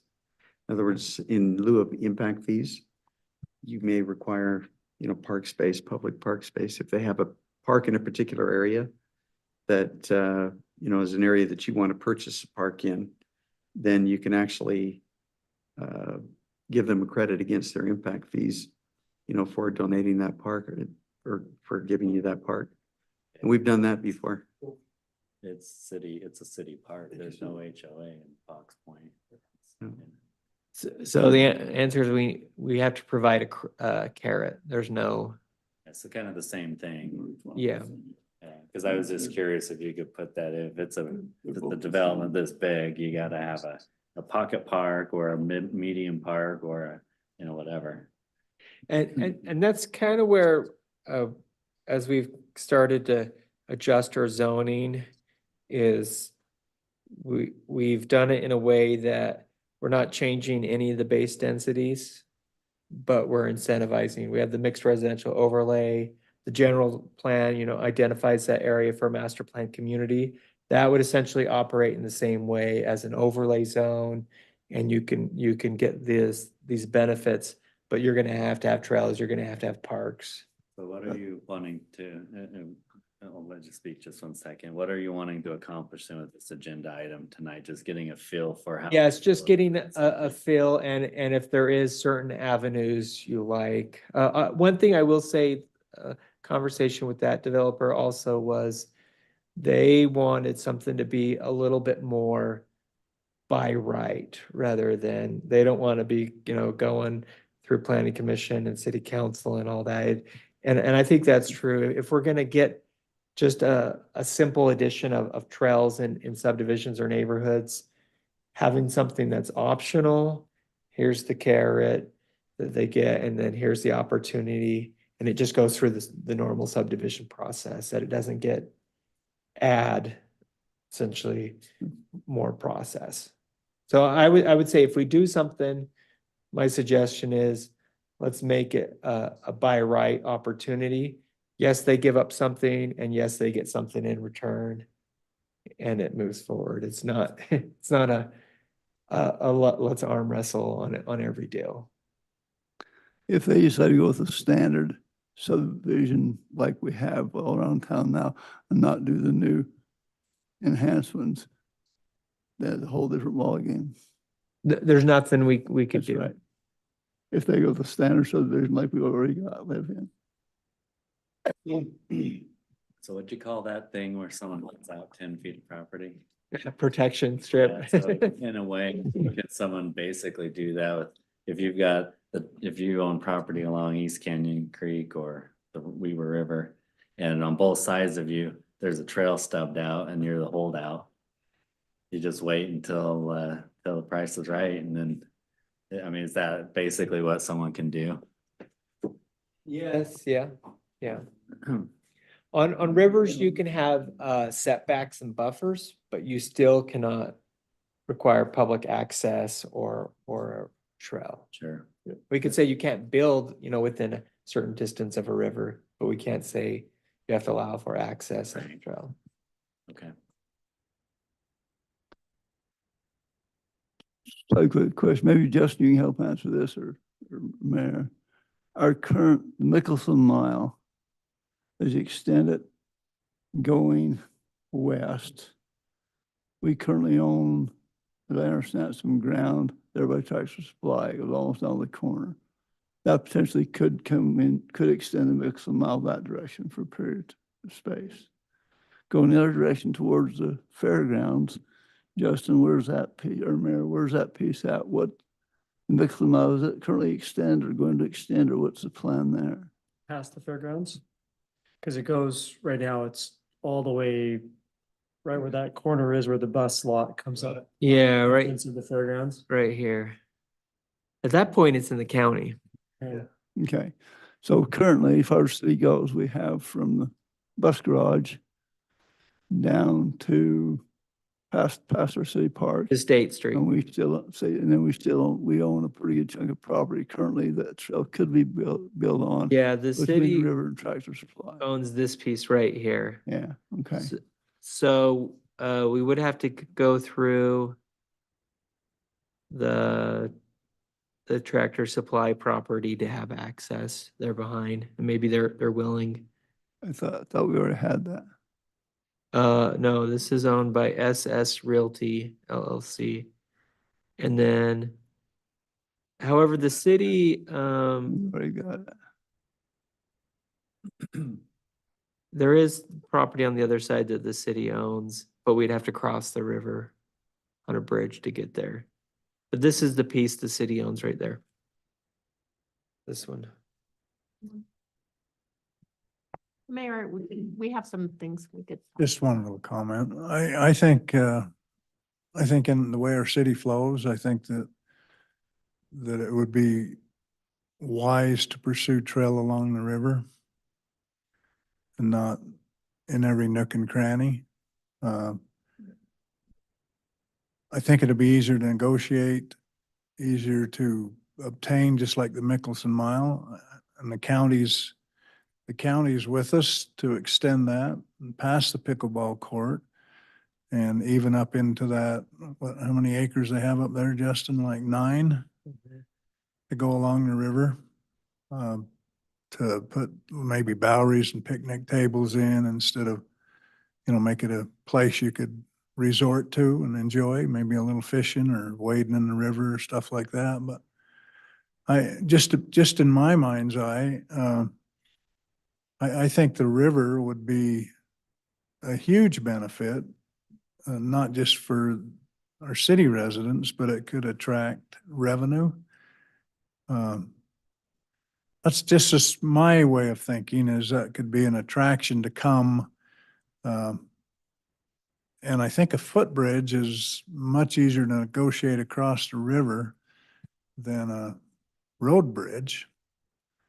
I've talked to some of the owners along the river, and instead of flipping me off, they're maybe thinking, oh, I don't know, maybe they're just blowing me away too. I don't know, but I think that myself is Mickelson Mile is pretty fun.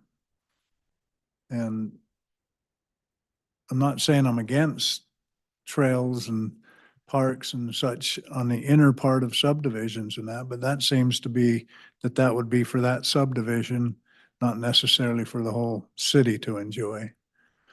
Where if we really focused our efforts on the river, I think it's possible it could happen. I know in Logan, where that fly shop is along the Logan River, and seems like there's a pretty good trail along through there. It's kind of beautiful. At the golf course, there Yeah. is. Yeah. Where the fly shop is, it's just a short little kind of shopping Right. walk.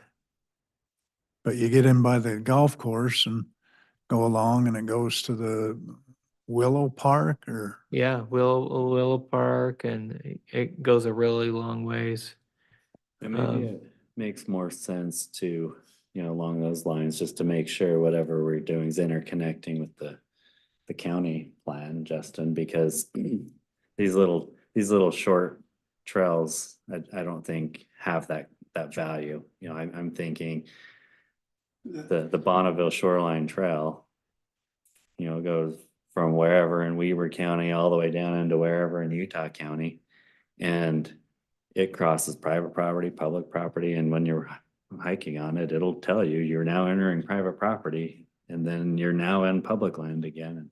That to me, you can get on that with a mountain bike, you can hike 5 miles, 20 miles, 2 miles, it doesn't matter. But that kind of system has, to me, that's where the value is. Yeah. And it also works really well when you have a network to get there. If you only build the freeway, but you don't build the trails, to get there, then it is limited.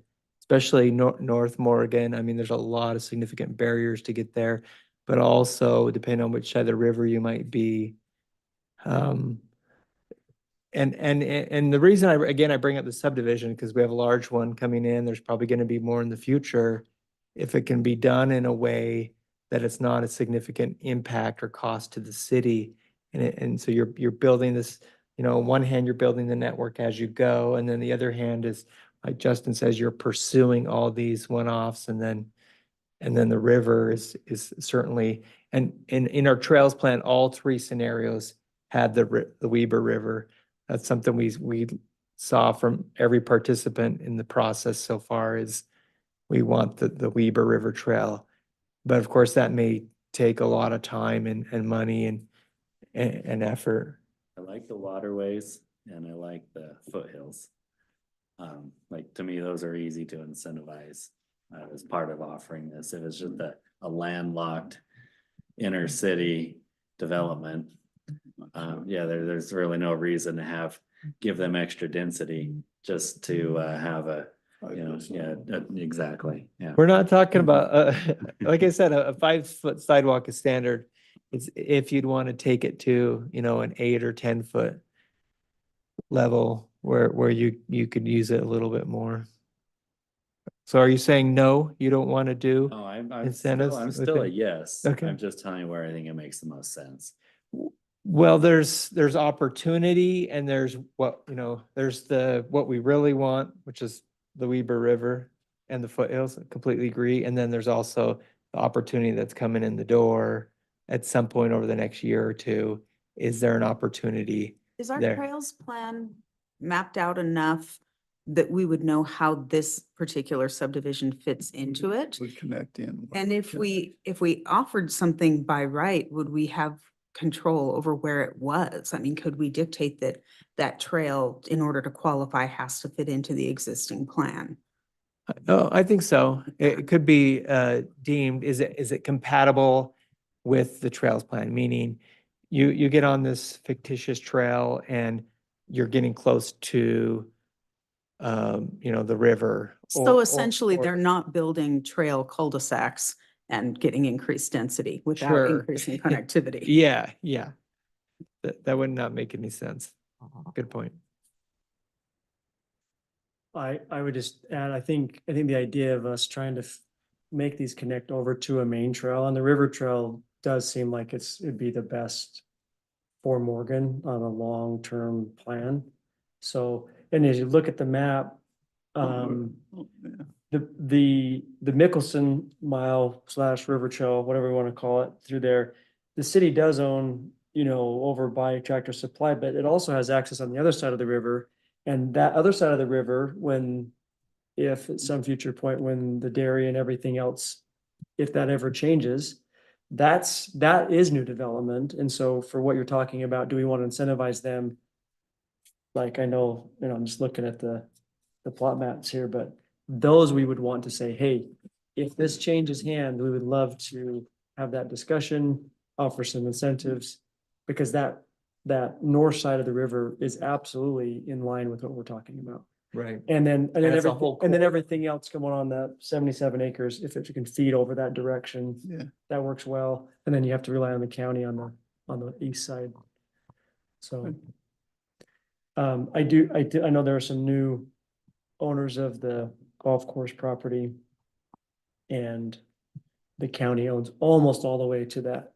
So, so It could be a really long. it could be a trail. very amazing rec corridor up that direction if we had the right incentives, both city and county to throw at developers and say, hey, so Go both directions. yes. Yeah, and not, also think about this, that we're it's a little bit of a changing world because trails are becoming heavily used for transportation. E-bikes, kids on e-bikes, e-scooters, getting around. And so just having those safe pedestrian or those safe routes, and women and children, the usage goes way up when it's a protected trail or bike lane. By protected, meaning a car can't just plow you over like the paint, on the road kind of thing. And the size of Morgan and the layout, this could also provide significant traffic transportation benefit. And it could actually reduce car trips by amount that's helpful. From hearing the discussion, Go after money for that way too, when it's not just recreation, but transportation, that opens up second revenue opportunities. And just to let you know, like the city works really closely and has, well, like I'm on the committee and so is him on the active transportation plan for the whole county. So the city is definitely working with the county to make sure that, hey, when you bring something in, we're gonna connect back out. Other items, like we talked about the Mickelson Mile and how the city owns the property behind Tractor Supply. It's not in the works as of yet, but there is the south side of the Weber River is in a floodway. And when Riverstone Townhomes came in and some other items, that's land there that can never be developed, but it surely could have a park trail. And so the developer at that time, the city is not in a position to be at the time to have the discussions, but it was definitely right there in the forefront. What a wonderful way to connect that eventually to Island Road using that area and maybe have a walkway across to the dairy when that develops and stuff. So, there is discussion about doing a little bit more on the Mickelson Mile. Got to get a little bit of money though. True.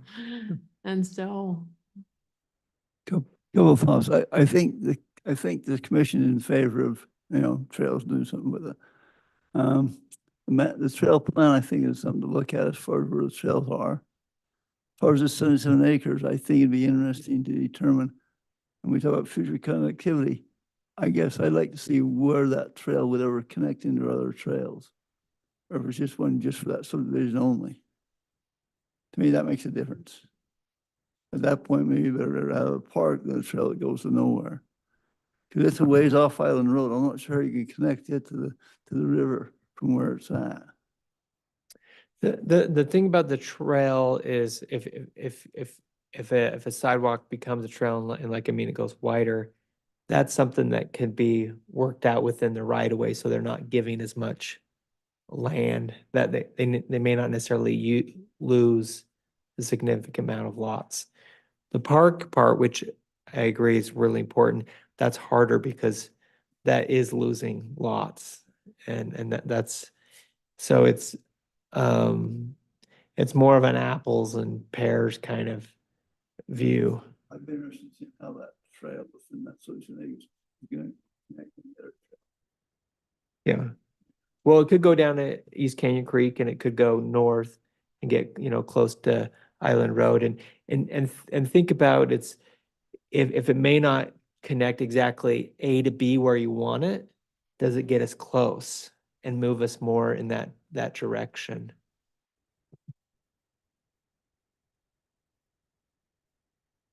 Certainly you don't want it for a single block or a single cul-de-sac, but a significant area, if it gives you a half a mile or a third of a mile, then that's pretty valuable. So it feels like we could have more discussion on the trails, trail systems, trail philosophy, but I think as far as the discussion and your goals for today, I think we've gotten what you were looking for. Where do we want to go from here? It sounds like you want maybe some specifics on what would that carrot or that zoning tool look like? And maybe the options in addition to density. So you mentioned density, you mentioned exchange on impact fees. Impact fees. Just whatever else there might be, whatever the tools are for the tool belt. And I'd like specifics on what a developer would have to do to qualify for that too. Yeah, what is the actual trail? What are they giving up? Yeah, not just a little dirt track or something. In general, just based on your experience working with developers. If you're building a subdivision and you've got a trail going through the backyard, is that generally more favorable for the homeowner because they're like, oh, that's great, I've got a trail system right in my backyard? Or do they feel like I've just lost my privacy because I got a bunch of strangers constantly coming through my backyard? Obviously, there's gonna be people in both camps, but real estate numbers show that properties near parks, trailheads, and trails have a much higher value. So in the big picture view, people say yes because the real estate dollars are there. And if it's in a backyard and privacy is very important to the homeowner, they can build a fence and have that. However, good trails are not necessarily Run alongside of a fence. yeah, where you're in this like 10-foot corridor of endless vinyl is not necessarily a great trail. But if you need that section to get to the river or to get to another trail or something, then that's really great to have as well. And also could that in the public right of way, could that actually be, made nicer? Next time you're in Salt Lake, go to 9th South and like 2nd East and take a look at the 9-line project. They took a normal 100-foot right of way and added a 10-foot trail and a sidewalk that stayed. And the trail is a 2-foot bike lane. And That's awesome, but we don't have that kind of volume here. We're not talking about 10-foot right. well, I'm just saying it's an entire corridor and but it's just the principle of actively pursuing trails. And I'm bringing this up because that's what Morgan residents have said through the surveys.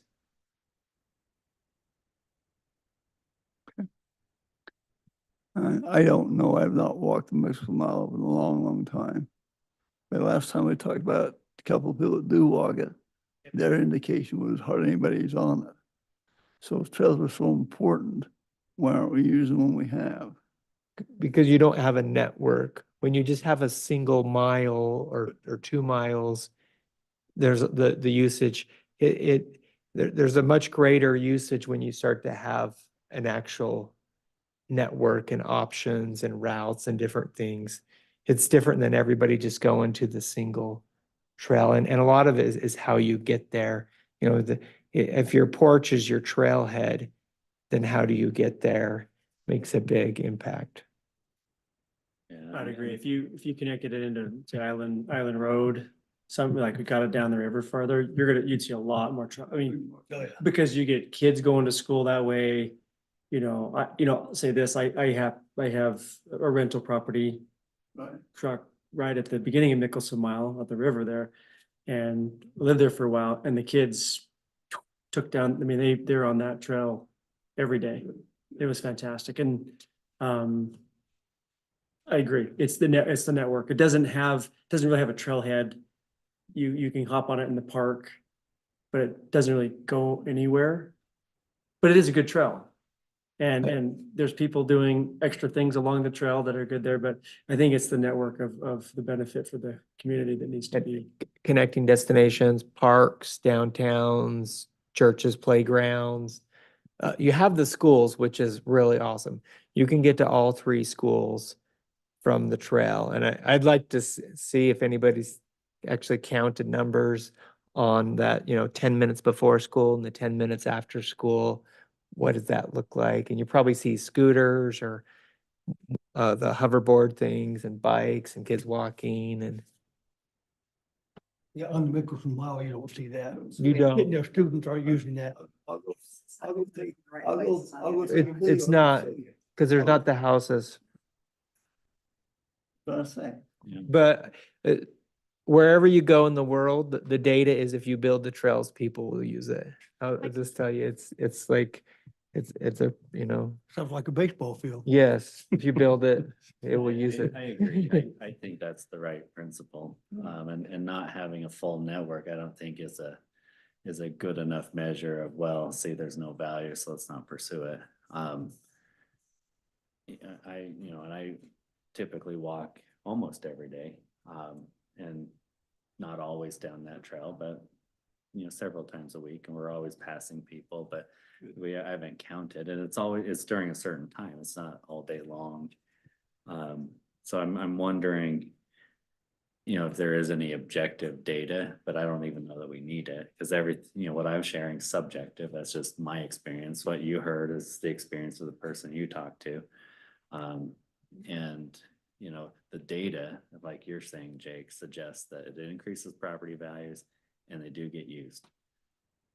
And those seem to be favorable. So as long as that's the real data, then it seems like we move forward. Well, we have the survey too, which, We know from the survey and I think this was a question, what people want to use the trails for. Do they Yes, it's mostly on want there. Walking or mountain biking or? It's got like several options.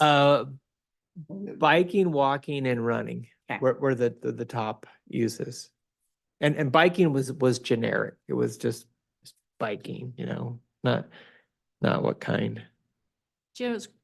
Mark talked about, the Jordan Walkway. I lived in Murray when the first part of that, from 53rd to like 7200 was the only part. And I could tell you that was the most favorite time because it was like my own. Nobody was ever on it. And we used it all the time. And now that it's connected, it's busy. It's busy.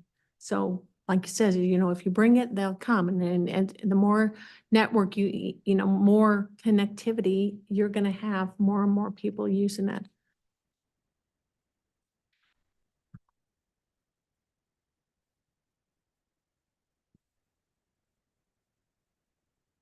All right. I think, any further comments? We've got a little bit of marching orders on this one, but let's go ahead and wrap up then if there's no further discussion items. Yeah, go ahead. They mentioned next steps as far as this whole plan. We're on a timeline.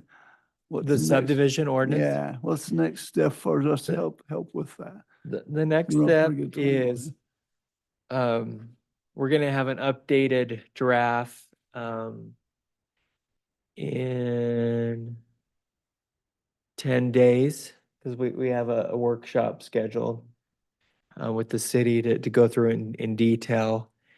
And then after that, we'll be preparing one for a public hearing. So I think that is the next step is a final draft and a public hearing. At what point do you want to pass to send out to this council, or do you not want to do that again? At what point does the ordinance go to the council? You don't wait till the public hearing? After you make a recommendation.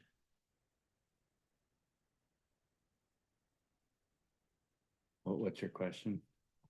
When will we get to see the plan? Oh, If you okay. wait till after we make recommendations, that's. No. I thought you were asking when does the city council No. see it? Yeah, I'm interested in if we can give our input. before- Yes. Yes. Let's see, our meeting is on, After we got the date before the meeting. yeah, no, we need it. And we want it for the public hearing. I'm looking, is that on the 12th? Is that when our meeting is?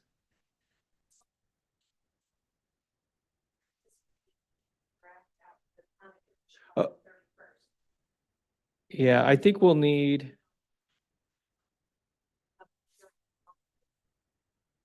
Yeah, I like, what day is the planning commission? Is it the 19th? That's the staff meeting, and we're hoping to get We're- comments draft all done by the end of that week. Yeah, that would be the first.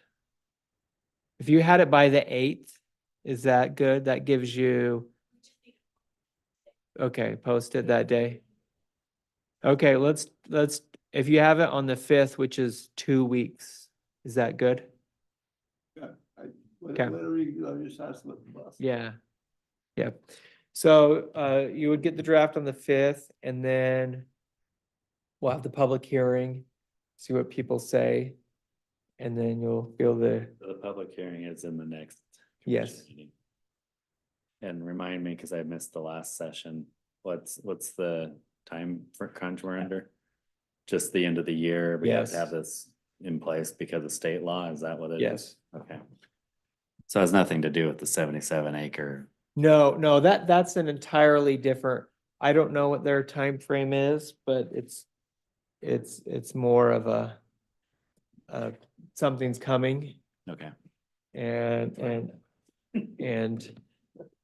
do we want to try to get ahead of it and Okay. see if there's an opportunity there? That sounds good. All right, we'll go ahead and adjourn this meeting. Okay? Thank you.